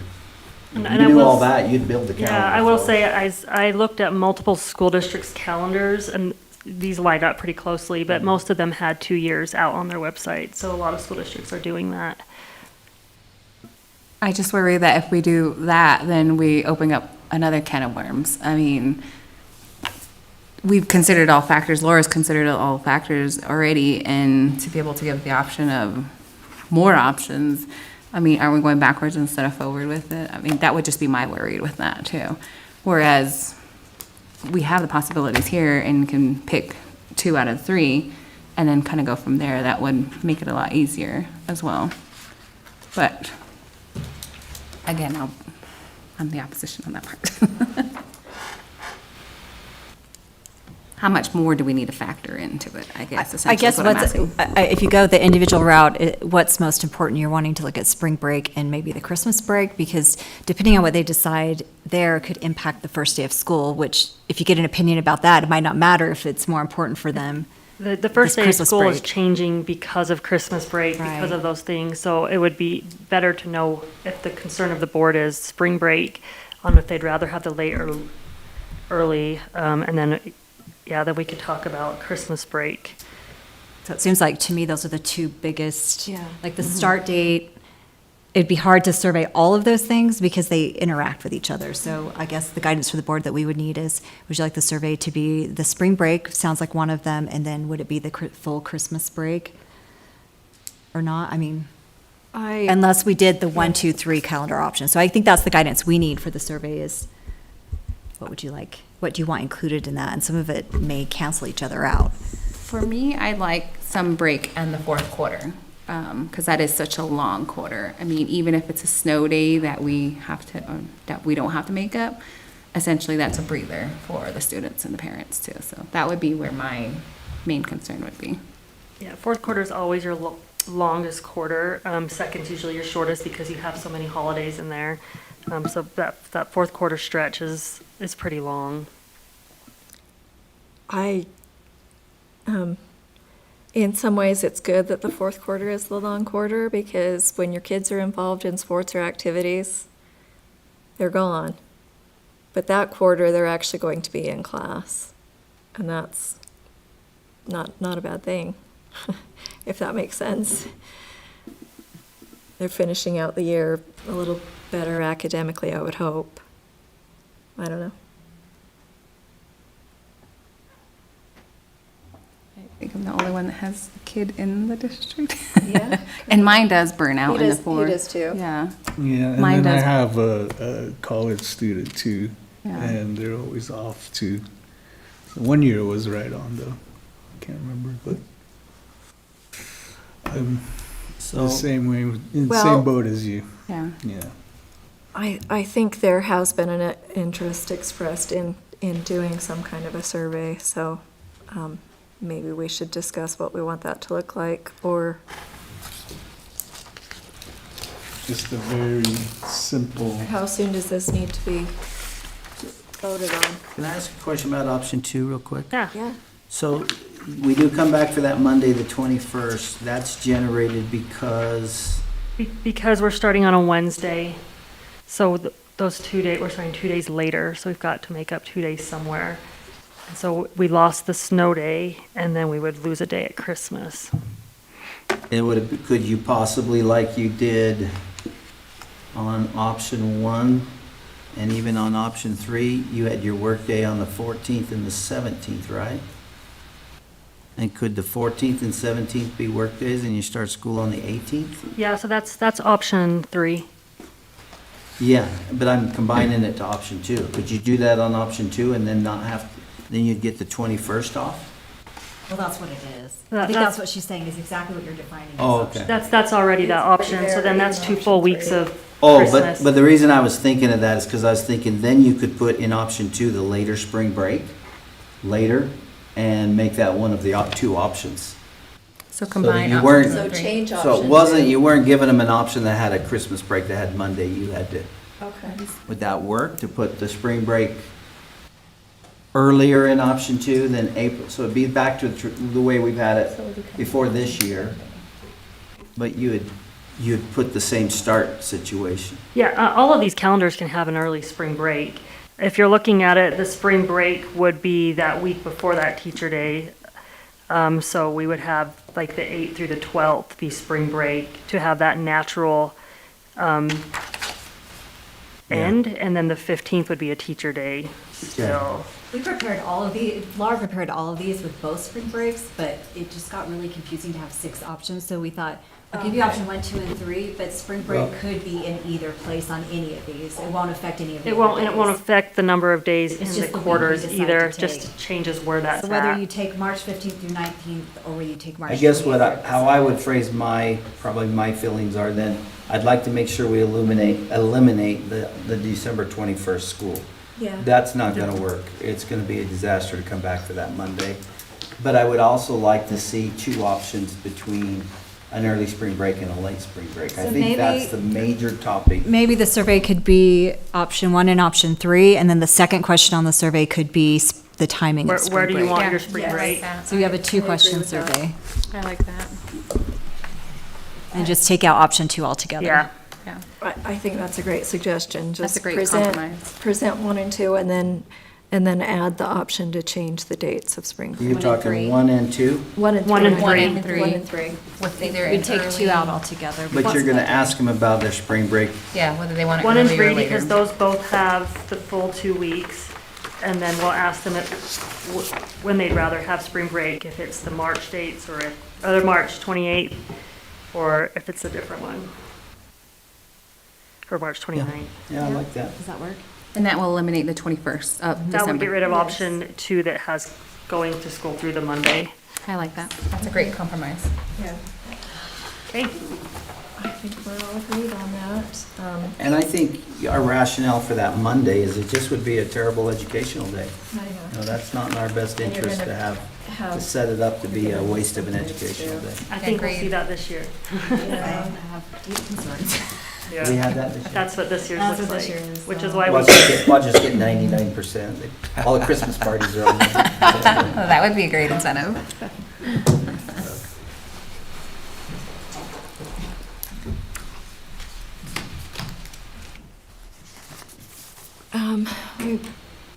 Are you guys okay with going to break and discussing the rest of this after break, or do you want to keep? Okay, with whatever you decide, Yeah, President. we have 4 more. We can.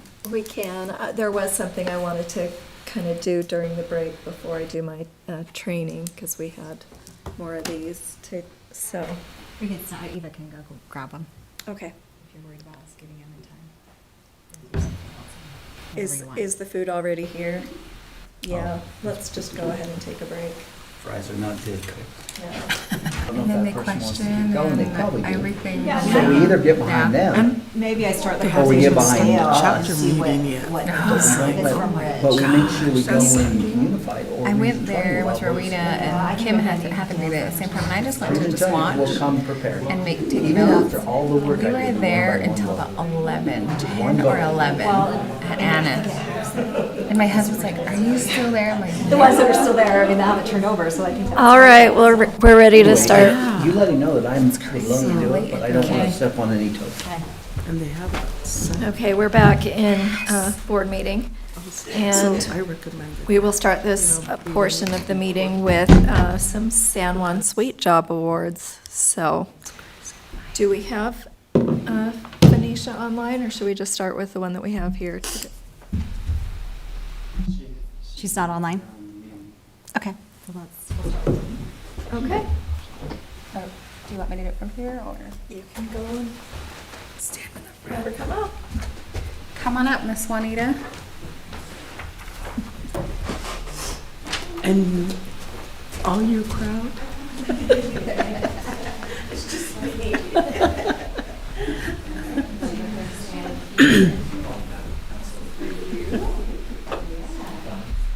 So the San Juan Suite Job Award is going to Miss Juanita Basenti, who's the administrative assistant at Montezuma Creek Elementary. Miss Juanita Basenti, our school secretary, is a wonderful person, willing to help meet the needs of everyone around her. She is great at what she does. She knows her staff, her parents, and most importantly, her students. It's great to have an all-around person like her in our building. Great job, Miss Basenti. Now Mary Juanita is always happy to see everyone. Every morning she greets everyone with a big smile, makes the staff feel so welcome. She has many tasks that's always complete. She is right on top of things. We love our secretary here at Montezuma Creek Elementary School. Thank you, Juanita, for all the extra help, extra love, and support. Nominated by Tiffany Flacco. At MCES, we are fortunate to have the very best secretary, Ms. Juanita Basenti. She wears many hats with grace and professionalism, always going above and beyond to support our students, teachers, staff, parents, and community. No matter how busy she is, Juanita is always ready to lend a helping hand with genuine kindness and care. We deeply appreciate her unwavering commitment, positivity, and dedication each and every day. Nominated by Michelle Boyer. And I can attest to this because my kids speak highly of you as substitute teachers, so they love you. Congratulations. Sure. Very well. Don't let me step on that foot. I'll be on hand too. If somebody gets cut out, it shouldn't be you.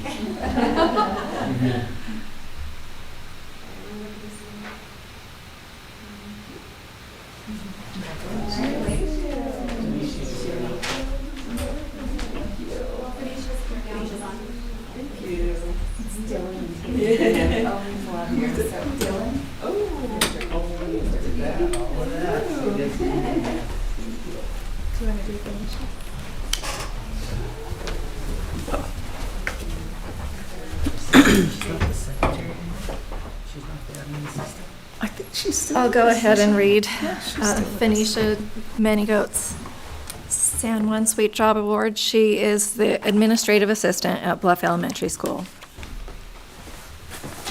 And how do you say it? Phoenicia? Phoenicia. Phoenicia is awesome. I love her efficiency, organization, and creative way of doing things. She consistently supports the staff, parents, and students. Her gentle demeanor is a great asset in the way she deals with people.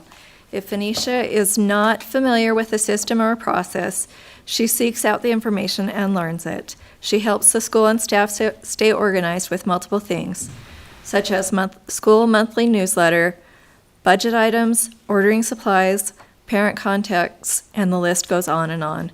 She stepped out for a part of a year as an administrative assistant and returned the following year, and it's as if she never left. She went right back into the quality work she was performing before she left. I love the organization, efficiency, and energy she brings to the office. Phoenicia is amazing with all that she does. She takes care of students that have owies and those that just want motherly care. She works well with all staff and is super helpful to them. She has great work ethic and is professional in her position. I enjoy working with Phoenicia. Not only does she take care of things in the office setting, but she takes the time to listen to everyone. Nominated by Barbara Silversmith. Yay. Thank you, Phoenicia. Congratulations, Phoenicia. Okay. And Phoenicia, I'll just arrange to have this presented to you at your school with Ms. Silversmith. Okay. We'll move into the public comment portion of the meeting. The purpose of a San Juan School Board of Education meeting is for the board to conduct its business in public as provided by law. The San Juan School Board of Education, San Juan School District Board of Education values and welcomes public comment, so time is allotted in our public meetings for such. However, to maximize its benefit, there must be structure and consistency to the practice. With that in mind, please know that public comments are limited to 3 minutes. Speakers may offer objective criticism of school operations and programs, but complaints about school personnel or other persons will not be allowed. Individuals expressing comments should not expect an immediate response from the board. Please understand that the public comment period is not a debate, an interactive question and answer session, or a dispute resolution forum, but it is an opportunity for you to express your comments, suggestions, and concerns to the board for our information and consideration. A member of the district staff will respond to patrons who request a follow-up meeting or information. Thank you. And at this time, Eva is going to read an email that was addressed to the board. Okay. This public comment was submitted by Ashley Lacey. She's a teacher at San Juan High School and a parent to several students in our district. She states, "Hello board, sorry I could not be there in person, but as you are talking about the calendar for next year, there is something that I would like to be considered. As you know, second term is already a term that is interrupted when it comes to instructional time because of all of the holiday breaks. I know that we have had observance of Veterans Day for a few years now and would like to talk about changing the day off from school to a different day off. I very much would like to honor our veterans, and we do that as an assembly each year. I think this is a very important thing. However, where it doesn't always consistently fall on the same day, we end up taking a day off to observe the holiday and also end up having a schedule change to observe it as a school, which means we have more interruptions in the academic school week. I think that as schools, we do an excellent job of honoring our veterans and do not think that needs to change. It would be nice to have only one day of interruption to the work week.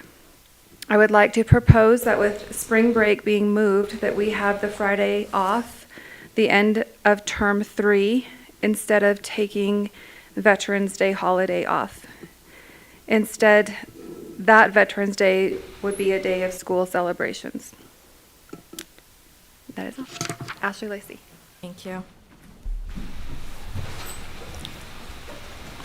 All right, we'll go back to our agenda, and we were ready for discussing enrollment count by Dr. Fitzgerald.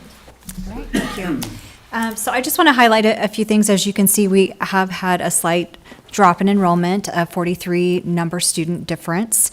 And if you look back over the 10-year comparison, you can go all the way back to 2017, and that was a big drop. It was 51 students that we lost from 2016 to 2017. But then you had the COVID era, so you see some up and downs of gaining students with the virtual learning and with the pandemic, and then a drop of student coming back for in-person learning in 2021. What I really want to focus on is just the last 3 years, because I think that's significant to pay attention to as we look at long-term trends. So you look at 2022 to 2023, we had a 50 student drop. In 2023 to 2024, we have a 63 student drop. From 2024 to 2025, now this year is a 43 student drop. So I think that's something the board just needs to be aware of as we're looking at what does our enrollment look like. I think the other thing to be aware of is really looking, I like to always go back and look at kindergarten and first grade numbers. So if you look at that change over time, I mean, you are going to, and I'm looking back all the way, I think I ran my numbers all the way back to 2021. So we've considered, and it's tricky because kindergarten is not a mandated grade level. So if you see a drop there, you may see it pick up in first grade with students that may become first grade who didn't attend kindergarten. So it's always looking at those two to see what the trends might be. And why this is important is those kindergartners and first graders are eventually going to be your 12th graders. So as we look at those numbers over time, I mean, that's I think we're seeing a continual drop in those early grade levels. And that's important for the board to know as we think about feeding into our middle school, high school, junior high, those grade levels, we are seeing the lower numbers. So when you're looking at this report, I encourage you, take a look at, our elementary schools, kindergarten, first grade, and kind of see how that's going to impact over time. Yes, we could have a growth, we could have students move in, but traditionally in San Juan, we see those numbers carry through. Those cohorts that are that particular size are going to carry through up and through the upper grades. At times you'll gain. There may be a large family that moves in or something that happens, but I think those are important to keep in mind as you're looking at this report. And then if you look at the minority report, those numbers, there really has not been a substantial change all the way from 2016 to current. We've pretty much stayed 59% or 60%. And again, this data I wouldn't say is exact because students can be ranked in multiple categories. So I don't think there's any significant change in that comparison over time, but I do think you're seeing the change, particularly in kinder and first grade numbers, and then the drop over the last 3 years. I'm happy to answer any questions, or if you want to have a discussion of any kind about this. I had a question. I saw some of the number change significantly in ARL to Whitehorse to like from Buff Elementary. They either get their choice of ARL to Whitehorse. I wasn't sure if I was looking at it correctly, but is the change from ARL to Whitehorse because more parents are choosing to send their kids to Whitehorse, or?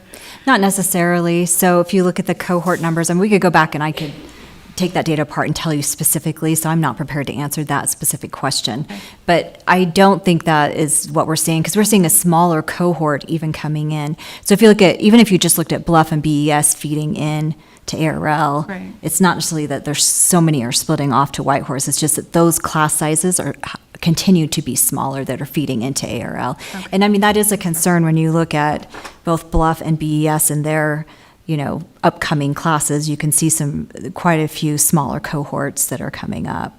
Yeah. Okay, thank you. But if you'd like that data, I'm happy to pull that for you. I had a question. If we have a student that's doing hybrid learning where they're doing partial online and partial in school, do they still count as a full-time student? Yeah, so if they're doing dual enrollment, this is looking at students enrolled. We're not looking at how many courses they're taking. So this would include a dual enrolled student. Okay. Though it's worth noting that they're not considered full-time as far as like a weighted pupil unit and those factors go. But as far as these numbers so go, the funding that we get does vary if they're doing partial. That's correct, yeah. Mm-hmm. Okay. And we already knew there was going to be a decrease and some increases in some places, and that's just because people are not having kids as much, or they're moving out of the area, or... Yeah, if you look across the state of Utah, I mean, there's been quite a bit of information shared, and some of that I think is similar to what's happening in San Juan. And I think if you could make some assumptions, if you look at your kindergarten and first grade enrollment, that there's a lack of children, younger children, and that very well indicates, I think, that maybe you're not having as many.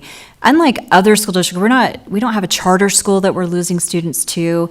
We don't have accurate data from the state on anyone participating in the voucher, but we haven't really seen any data or heard of a huge number participating in voucher. We haven't seen a huge number of students submitting and letting us know they're doing homeschool. I mean, there's our normal numbers that we normally have. So we're not really seeing any huge change, to another educational option is maybe how I would word that. Any other questions or comments? Okay, let's move on to the next.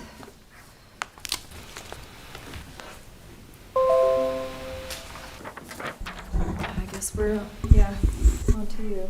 All right, so first let's talk about the Blanding Elementary School. And we'll just pull up the slideshow here.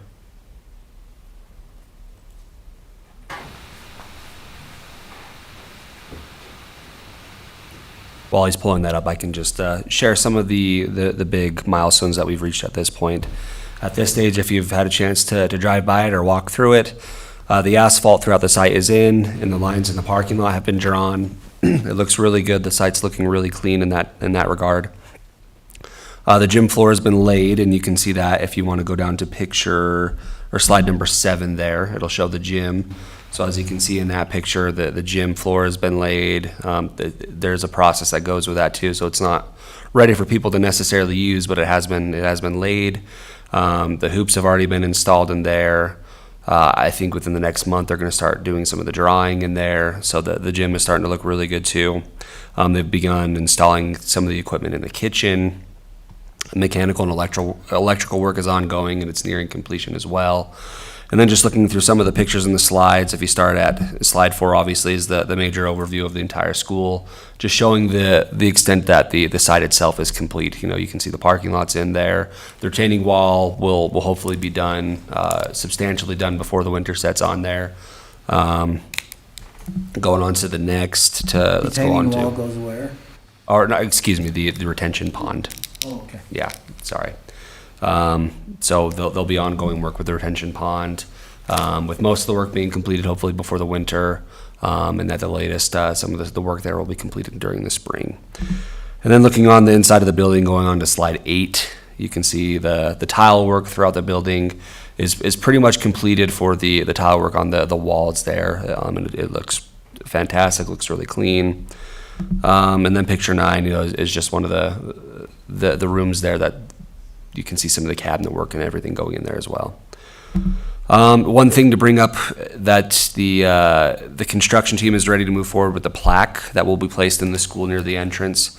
Historically, the plaque includes the names of the board members, the superintendent, and the business administrator. They wanted to bring up, there's been discussion about 2 potential options that we can have for the plaque. And Superintendent Fitzgerald and I just wanted to bring the options to the board to discuss, and for the board to make a decision on that. The first option would be to include only the names of the current board members, the current superintendent, and the current business administrator. And the second option would also include the names of the board members and a prior business administrator that were here during the bidding process and at the start of the construction process. We do have this as a possible action item on the agenda tonight, so the board can discuss either right now, or they can discuss it during the action item portion of the agenda, or both, just whatever you like. But I'll leave that up to you right now. If we want to have a discussion about that now, we certainly can. Otherwise, I can move on to the capital follow-up, and we can discuss that during the action item. I think we should probably have a discussion about that. I think you could kind of answer if there's somewhat of a precedent regarding how we've done this in the past with construction. Yeah, I'm not sure so much about how we've done it.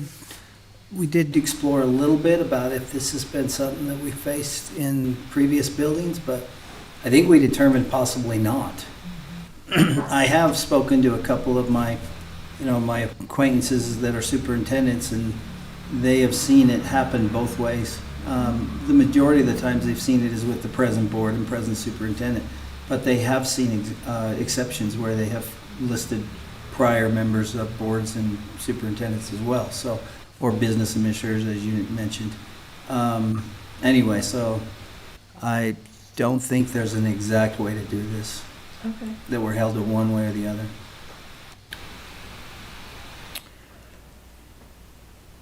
Go I ahead. think we should have Mr. Yeoman's name on there. I do think the previous board was definitely instrumental in making it happen, and especially Business Administrator Tyrell Pemberton. I think it probably would be a mistake not to include him in the legacy of the school. Agreed. But might my name be listed on there twice? Yeah, yeah, I want to be on there twice. Or would it just be once? Asking for myself. Asking for a friend? Yeah, asking for a friend as well. Well, because most of us have been are on both, the previous and then on the current. So I would just wonder what the layout would look like. I mean, I will admit it doesn't need to be on there twice, but I think it would be a mistake not to. Not to have their the names other- on it, yeah. The others. All joking aside.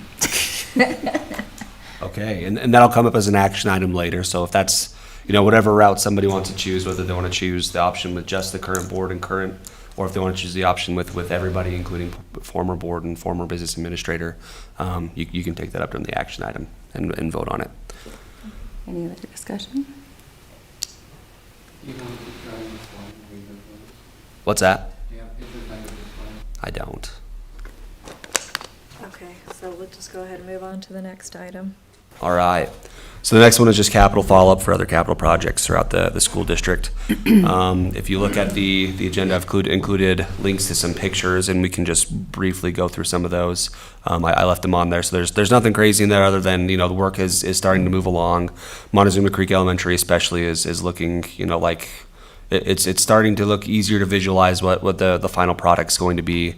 Especially, this will be the area with the conference room and an office, and then the hallway that'll go back into the student lounge right here. But then this is the vestibule area. As you can see, they've cut out the opening there that the vestibule will be a part of, and then you can see on the inside of there, if you go to the next picture, there's again the whole. If you go one more there, it should be the next one. Here you'll see some of the framework getting put in for some of those offices and everything that'll be in that vestibule area. So that one's really moving along. And I've also, if you look at the slide, or if you look at the agenda again there, I've also uploaded an updated progress report that includes the progress for both of the schools. Triers Construction provided this. And looking at this, San Juan High's expected substantial completion date is now listed as March 11th of 2026, with the final completion date being March 17th of 2026. Montezuma Creek Elementary's expected substantial completion date is now December 22nd, with the final completion date being January 7th, 2026. There's other items if anybody has any questions about these two, though I can answer those before moving on to other capital follow-up items. Does anybody have any? Okay, seeing none. Okay. We're also in the design process still for Monticello High School and Albert R. Lyman Middle School. The 90% CD page turning meeting is currently scheduled for December 3rd, and we anticipate having everything ready to present to the board at the February board meeting, with bidding and closing for board selection at the March board meeting. And this will be for the vestibule projects at Monticello High School and Albert R. Lyman Middle School. And we'll have those options for you come that time. So. Awesome. And will that complete the need for the security on the rest of the schools within the Yes. district? So everybody will be in compliance? Okay. Yep. Mhm. Great. It's good to hear. All right, I'm gonna give that back to you. All right, thank you. If there's any questions, I can answer those. Otherwise, that's it for me. Okay. Yeah. We're good to move on to the next item, which is me, and I would like to invite my Vice President, Colleen, to participate as well. But I just kind of wanted to, we have talked before about doing a little bit more training as a board. She and I haven't determined exactly what that looks like yet, but part of why we want to talk about some of the things that we've discussed, both in leadership training and you know, the regional meeting that we had recently where we talked about, you know, best practices for boards. And one of the things that, well, there were a few things we noticed. Most of it, we're running really well as a board. I just want to say that, and not just as a board, but as a district, as a leadership team. And kudos to all of us, even though most of us are newbies, we're still figuring out our roles. I think we're doing okay. Of course, there's always room for improvement, and there's also always room to be reminded of what we should be doing, and maybe even what we're doing right. Because just because we're doing it doesn't mean we know what we're, you know, that we've got it down. So, one of the things that we talked about at the regional meeting, and I don't have copies of this, but I will get copies. I don't know if we were all handed these out, and for some reason I just slid mine in and wasn't able to find it in the other ones, but school board ethics. So I'm just gonna read these. It's gonna take a minute, but like I said, if you have suggestions or if you even wanna say, yeah, we've got that, again, some of this is a reminder to me. So, I will represent all school district constituents honestly and equally, and refuse to surrender my responsibilities to special interest or partisan political groups. I think each of us are really good at that, but it's always good to remember that that's important to not get caught up in special interests or our own political ideologies. I will recognize that a board member has no legal authority as an individual, and the decisions can be made only by a majority vote at a board meeting. And also I recognize that when I say, hey, the board decided this, that's fine to say, because we made an action. But I can't go and tell someone, yeah, I feel like the board is moving in this direction, because that's my personal opinion, and that's probably not appropriate. Does that make sense? I will take no private action that might compromise the board or administration, and will respect the confidentiality of privileged information. I will abide by majority decisions of the board, while retaining the right to seek changes in such decisions through ethical and constructive channels. And again, I think this board does a great job with that. We've seen challenges with that in the past, and recognize the possibility that it could come up again, but I think we do a great job of recognizing that once the board makes a decision, we support that decision. I will encourage and respect the free expression of opinions by my fellow board members, and will participate in board discussions in an open, honest, and respectful manner, honoring differences of opinion and perspective. I will prepare for, attend, and actively participate in school board meetings. Again, I think you guys do a great job. We don't just show up to board meeting. We have read our attachments. We have questions ready. And sometimes we don't ask those questions because you guys answer them before we even get to them. But believe you, please know that we are trying to do our part to make sure we know what's going on. I will respectfully listen to those who communicate with the board, seeking to understand their views, while recognizing my responsibility to represent the interests of the entire community. I will strive for a positive working relationship with the superintendent, respecting the superintendent's authority to advise the board, implement board policy, and administer the district. I will model continuous learning and work to ensure good governance by taking advantage of board member development opportunities. And we did talk about some of those. I was recently looking through one of these support documents that we were given. It can be kind of overwhelming because this is the one that we were given at the regional meeting, and we thought we had copies for everyone, and we currently don't know where all of them are, so we will try to get one to you. Will you let me know if you don't have one? You don't have one? Lucille doesn't have one, you do now. Okay. I have one, so you have one. So there's two that we still need to do. Professional development on 1.1.1. Some of the ways that we can do that training is There's the USBA New Board Member Institute that you can click the link on and learn about that. There's the USB Master Board Certification. And Lucille reminded me, because this was something that I came across recently too, it wasn't working, it was down, and I think I got an email that said that they were updating it or something. I don't know if that's completed or not. But I appreciate that you were trying to do it. I think it would be really cool if everybody on the board did at least one module on that before we go to the USB annual conference. Because then we get a little bit of recognition for doing that too. So anyway, there's that conference. The Leadership Academy, which 3 of us attended. The USBA Board Presidents and Vice Presidents Workshop, which 3 of us also attended this past year. Utah State Auditor Training for school board members, and USB School Trust Lands Training, the Open Meeting Handbook. Anyway, lots of good suggestions. Oh, did we find them? Thank you. So Lucille and Rowan. And you can give one to Superintendent, just so she can have it for reference right now. Thank you.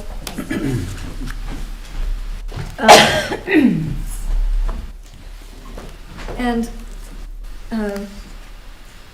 Board Member Mose was just barely pointing out one of our roles and responsibilities. So if you'll turn to page 8 in this that Eva just handed to us. This is the Guide to Effective Utah School Boards, and it was given to us by the USBA leadership team at the regional. And so under 1.1, Board Member Responsibilities, it says Utah Code outlines the authorities and duties of an elected school board. And the first one it listed, and this was something that stood out to Colleen and I at the USBA, is appoint and regularly evaluate the superintendent. Now, we know that we're supposed to be evaluating the superintendent, and the next one is appoint and regularly evaluate the business administrator. And the previous board evaluated right when the contracts were coming up. And we're in the business of education. We support our teachers and our administrators by evaluating them, by holding them accountable, by letting them know what we expect of them. And if we're not doing that on a regular basis, are we really serving in our full role? And so we don't know what that looks like right now, but we do feel like as a leadership, Vice President Benali and I would like to encourage all of you as board members to be thinking about how you would like to operate an ongoing evaluation, whether it's meeting every 6 months and just, visiting with and saying these are the things that we like that are going on, these are the things that we might want to change in direction, and make sure that we're all, another thing it says on here is establish district vision, goals, and priorities. And I think your strategic planning process has been a great step in that direction. And I think we do have a good vision, but we should be revisiting it, and we should be making sure that we're still on track. And one last thing I'd like to talk about, and then I'll let Colleen address anything that she wants to, because she really highlighted a lot of things. So when we went to the USBA leadership, the state audit committee came up with this handbook, and we were like, yeah, auditors know how to tell us how to do our jobs, right? But then we opened it up and went, wow, they actually talked to real people, and they're giving us, this is stuff that we knew we should be doing, but some of it's just a good reminder. And if you'll open that link for me. Online, those of you that don't have a copy of this, it's the Best Practice Handbook, and it was created by Page 3. the Office of the Legislative Auditor General. I don't have mine. And if you'll, so when you go to, the website is olag.utah.gov, and then you click on Government Excellence, which he has already done, and right on the side, it has this handbook. So On page, go ahead and go to page 3. Just scroll down, I think.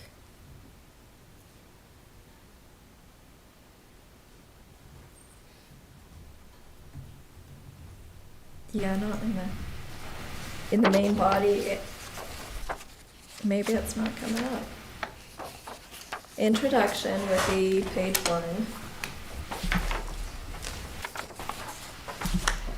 Yeah, it's not.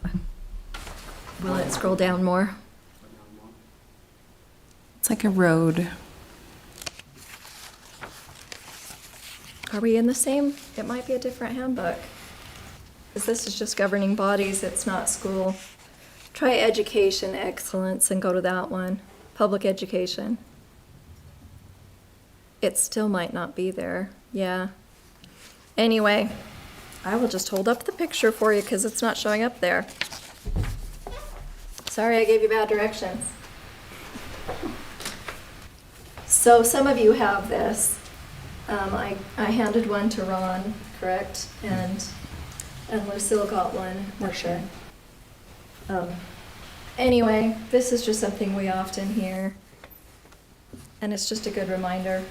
Stay in your lane. It's a picture of a road. Board members, the school board's role is to govern. They should create a vision and mission focused on student learning, set aspirational academic goals for the district, direct policy development, and provide oversight and accountability. But LEA leadership, like our superintendent, they manage. So if we're over here as a board trying to micromanage our superintendent and our assistant superintendents and our business administrators, we're probably not staying in our lane. So we want to make sure that they're aligned with our goals, but that we're not trying to control every single decision that they make. And I appreciate that we have a superintendent that not only advises us, but she informs us about things that we don't necessarily even have to vote on. It's just good to be aware of what is going on. And that's one of the things that I believe as a board, we really want to see as much transparency as possible in a reasonable way. And I think we do work well that way. The staff oversee allocation of resources and ensure accountability. And I really appreciate the focus on accountability because that's not always easy, but you do a lot with that. And they also supervise and support the principals, which is super important because our schools don't work without our principals. And we're all driving toward academic achievement. Teachers are responsible for academic instruction. They manage classrooms and work to increase each student's knowledge. And then school leadership. The principal is the instructional leader in the school, and they are responsible for the implementation of the vision, of the LEA's vision, and the goals within their school. And so obviously we have very different schools, very different needs and communities, but I think we do still do a great job of, driving towards this common vision. So I'll just let you add anything that you wanted to. Jared, I sent you the link if you want to pull it up. Oh, if did you wanna find refer to it? Thank you. I'm pretty sure this is the right one.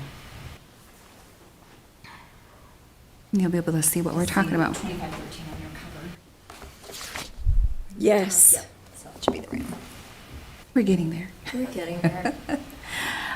Just to go off of President Barton's, where she left off, one of the most highlighted thing for me was the leadership within the board, which was a lot of the presidents and vice presidents across the state met together, and a lot of it was, well, we're not doing this, what do we do with this? And Nan and I both looked at each other like, oh, we're doing that, with this new board that we have going on. And some of us are newbies and some of us have been here for a while, and luckily we've had the leadership from previous boards to help us get where we need to. And so that was one of the highlights for me, is that we're doing, even though it's new to us, we're doing a lot of that. And transparency was one of the biggest things that we had made that a priority for us, because we're only as good as our LEAs, our teachers, principals, and everybody else underneath. So if we're asking them to do their job as effectively as they can, then we need to be doing the same thing, and that means us attending the leadership program conferences, us attending our regionals, and making sure we're reading through the handbooks and making sure that we are going to the websites and doing our master classes.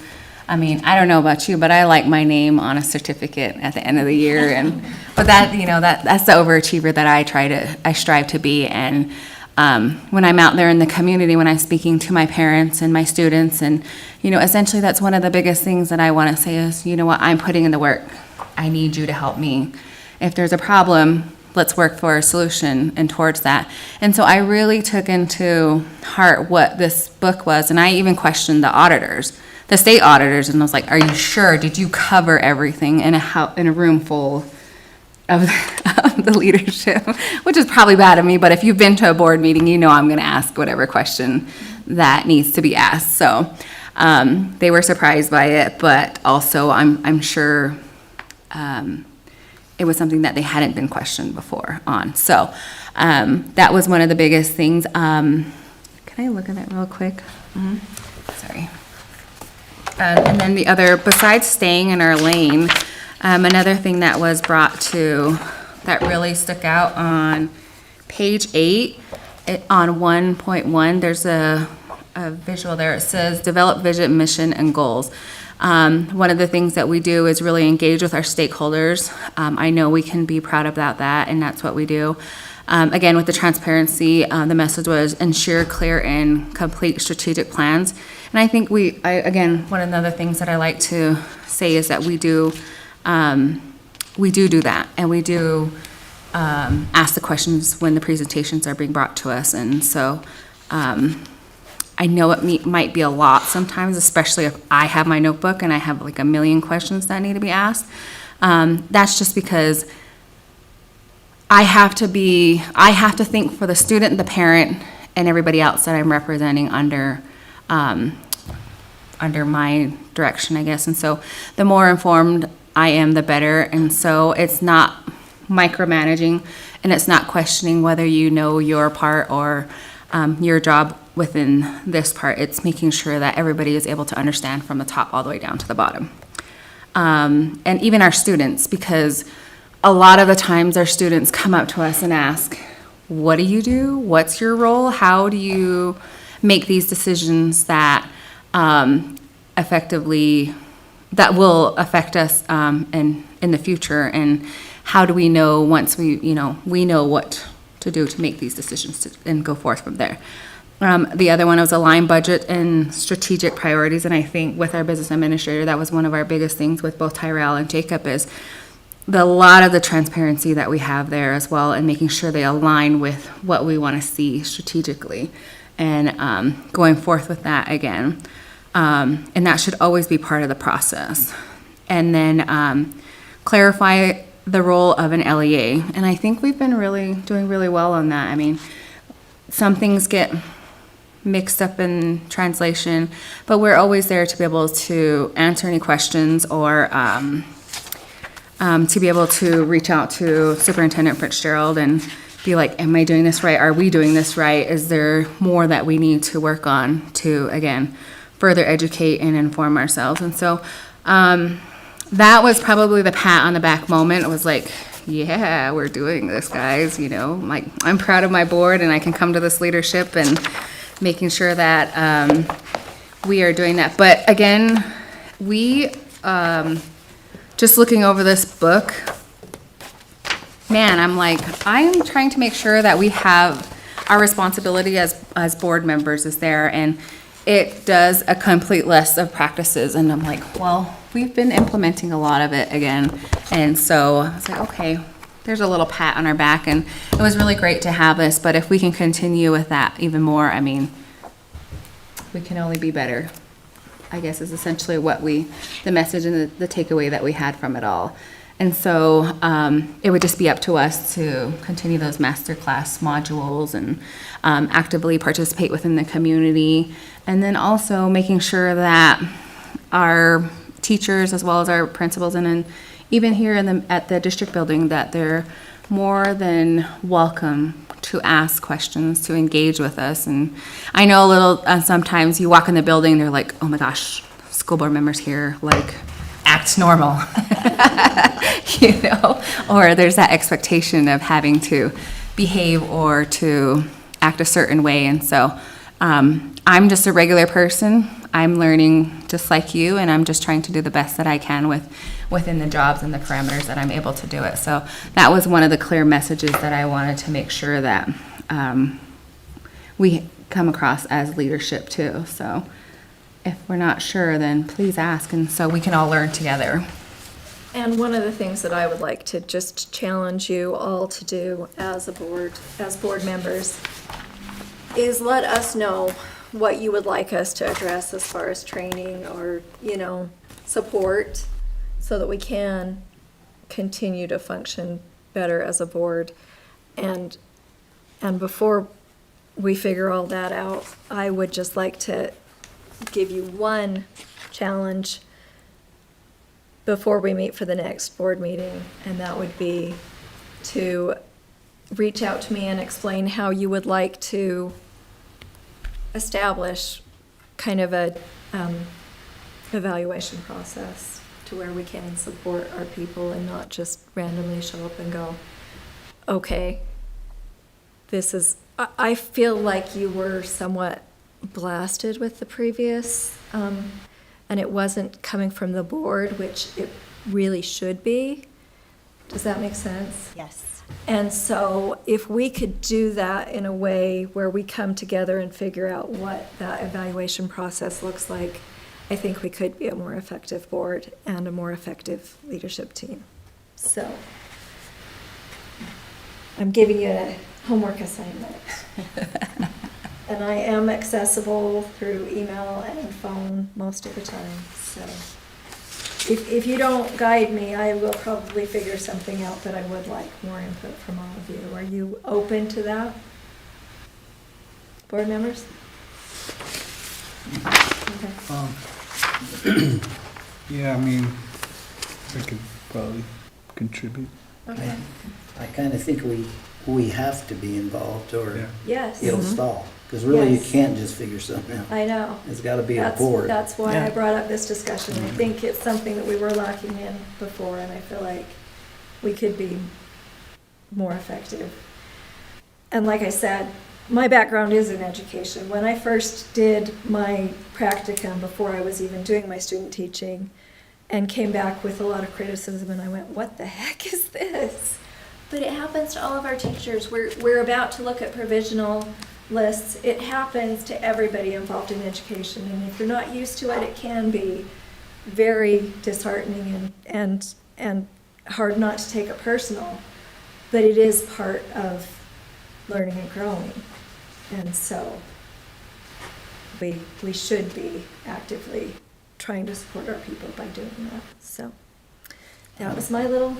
Yeah, go ahead. I have a comment on, you talked, this page was brought up quite a bit, I think, by both of you. The develop vision, mission, and goals. The school board should define vision, mission, goals focused on student learning and academic achievement. I just want to add here, I think this ties into a little bit earlier, a few board meetings ago, when we saw the work of the committee that had come together to really look at strategically.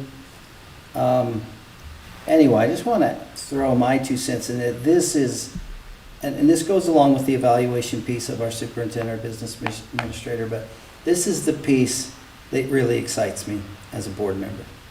I really believe that this is a piece right here that, I'm going to use a goofy analogy, but I'm going to go back to when I was a boy, and every Christmas morning was good.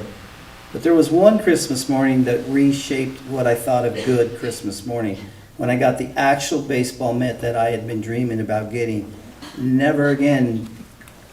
That was a whole new level of understanding what a good Christmas morning was. This is an area where I think we can say, hey, we're doing pretty well. And we are. But the more we get in this, the more we learn. I've had the opportunity to see other districts that, and through some of the training that I got as an administrator in education, and my eyes went, whoa, they I didn't realize you could see it at that depth. They are way ahead of where we're doing good, but they just put a whole nother kind of perception or definition to good. They just opened my eyes, so to speak, that it could be much even better. That's the area that I hope as a board we really wrestle with. And it goes along with the evaluation piece because we've got to make sure we're all doing this together. We're on the same page. But I really believe if we get in that and we start asking questions and we start saying, you know, how aligned are we on vision? You know, we've got a poster, I think, right over here, don't we? Yes, we do. If we had to go over there and explain that, and if we had to go into school and share that to teachers, would we be a little bit intimidated, or would we be able to stand before and to go? Because I think right now, that pretty much encompasses a lot of the vision and the mission. But I just think as a board, this is where I think we could spend a lot of question, a lot of time, and really, and there'll be no end. We'll just keep getting better and deeper. But I think we'll get, you know, when you talked about your kind of, you even said, I think the word anger maybe, or frustration over the achievement gap. You know, this is where I think we could get into goals and vision that we might find some levers that would maybe really never have been found before by a board if we could really tap into this at a deeper level. Then, you know, we're doing it. I agree with everything you said. If we just say, are we doing a good job? Absolutely.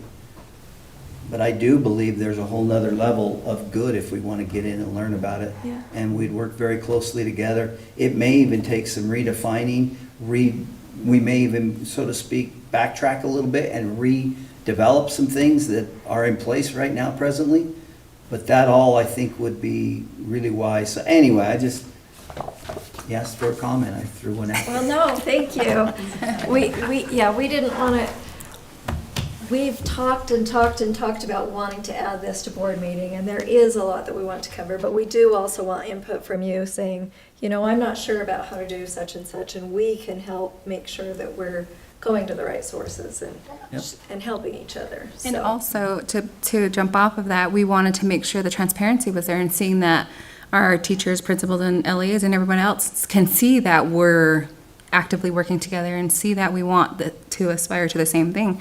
And it goes to 1.2 on page 12. It says focus on student academic achievement. And one of the things was focus on the vision during the meetings, review LEA performance data, and engage in rigorous evaluations. And the definition on that was Utah Code clearly outlines the duty with all the responsibilities. Board should remain focused on the focus of student growth and achievements. LBEs must commit to the belief that every student can learn and succeed. And one of the best, on the best practice on 1.5 is to focus on meaningful academic achievement. Effective school boards intentionally align their governance practices with the LEA strategic plan and the vision, mission, and goals that they create. So essentially, that's just repeating everything that we just said. And again, I question the auditors, and for it to be right here without having to ask for it to be on there, that was a whole nother level in which we're like, okay, well, we know what our best practices could be. It would just be implementing it that much more. And again, achieving that next level of good. Because I like that mint. Yeah. On the best Christmas day, too, so. All right. Well, if we're looking at the agenda, we can go ahead and move on to, I think we're on the consent agenda, is our. We can go to closed at the end if you want.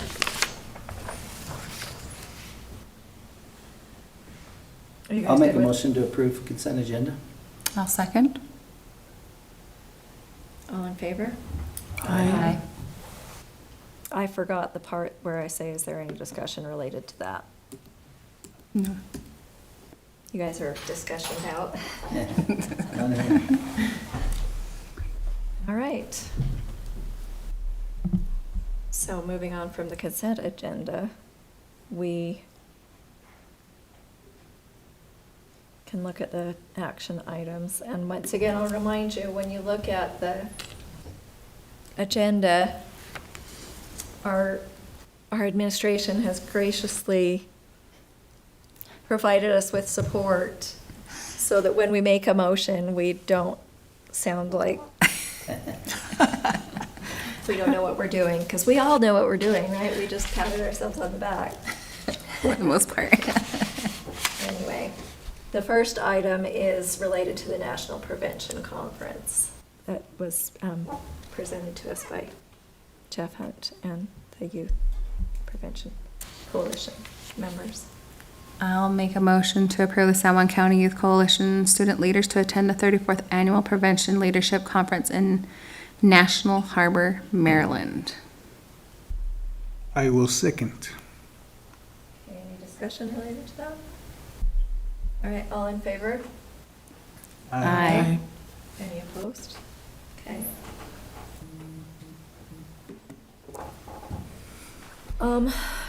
The mid-year Unity Conference in Phoenix.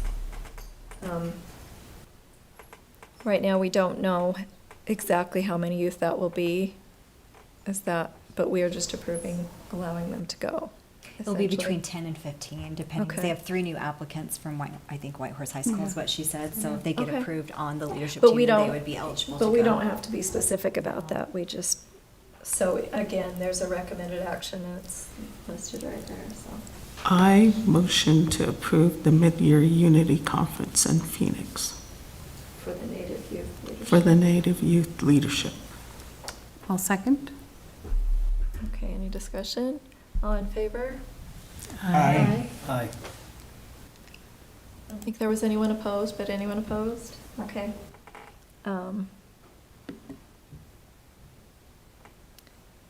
right, we can move to approve this policy. It's a new policy, unless you feel like it needs to be moved to for more review, but we could absolutely approve it today, so I'll just leave it open to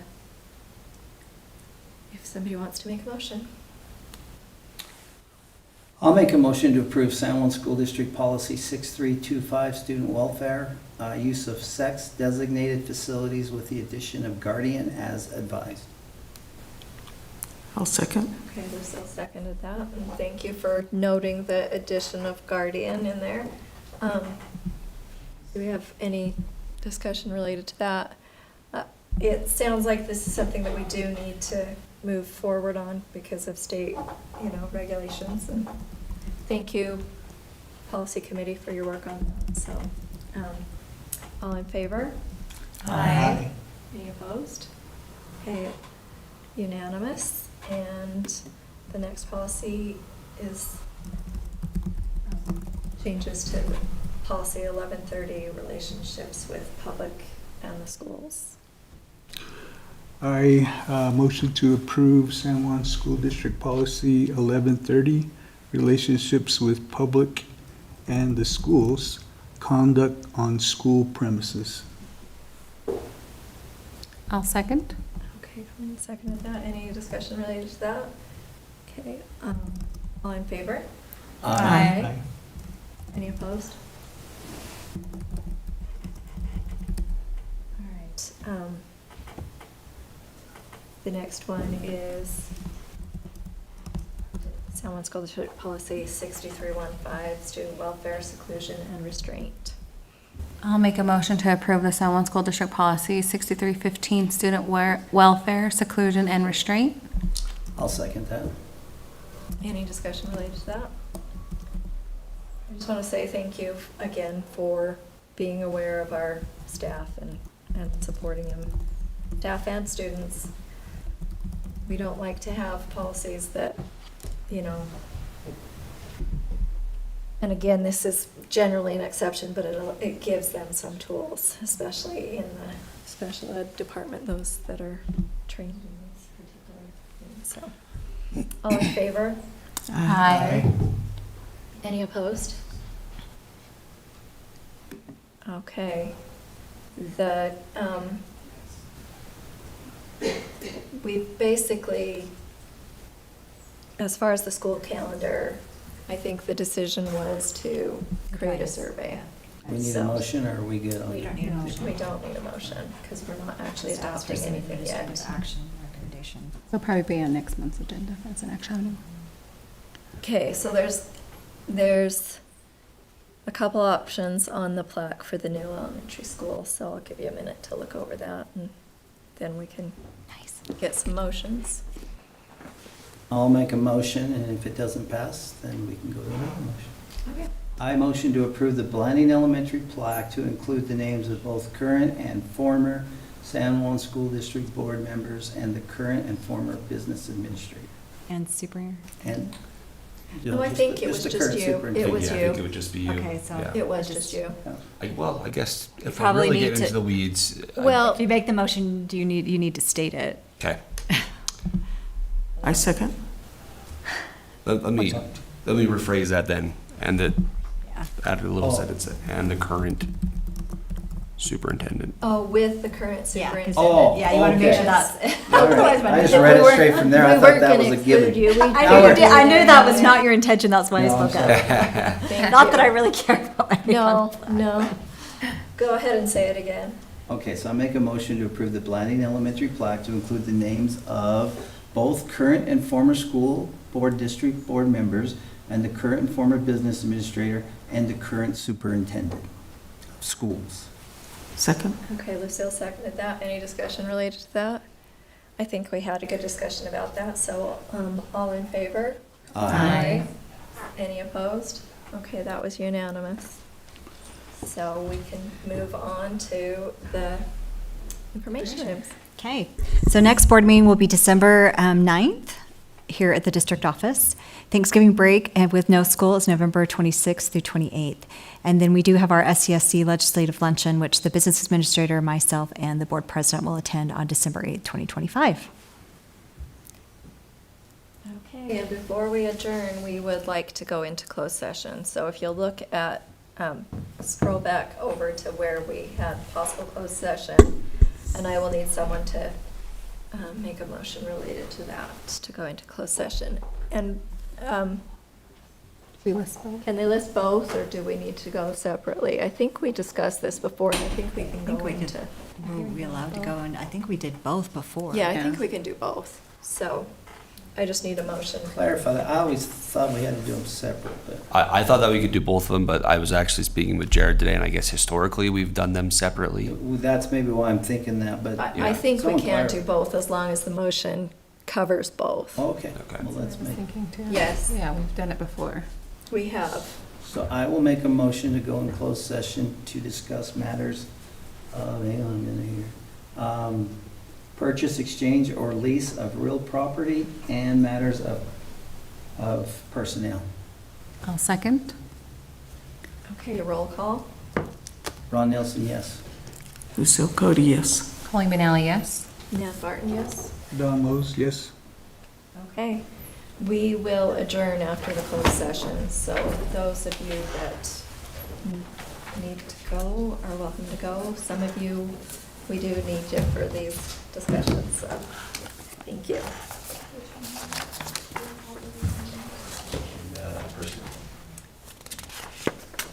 We'll start with the property. Oh, these are ours to keep them. Yes.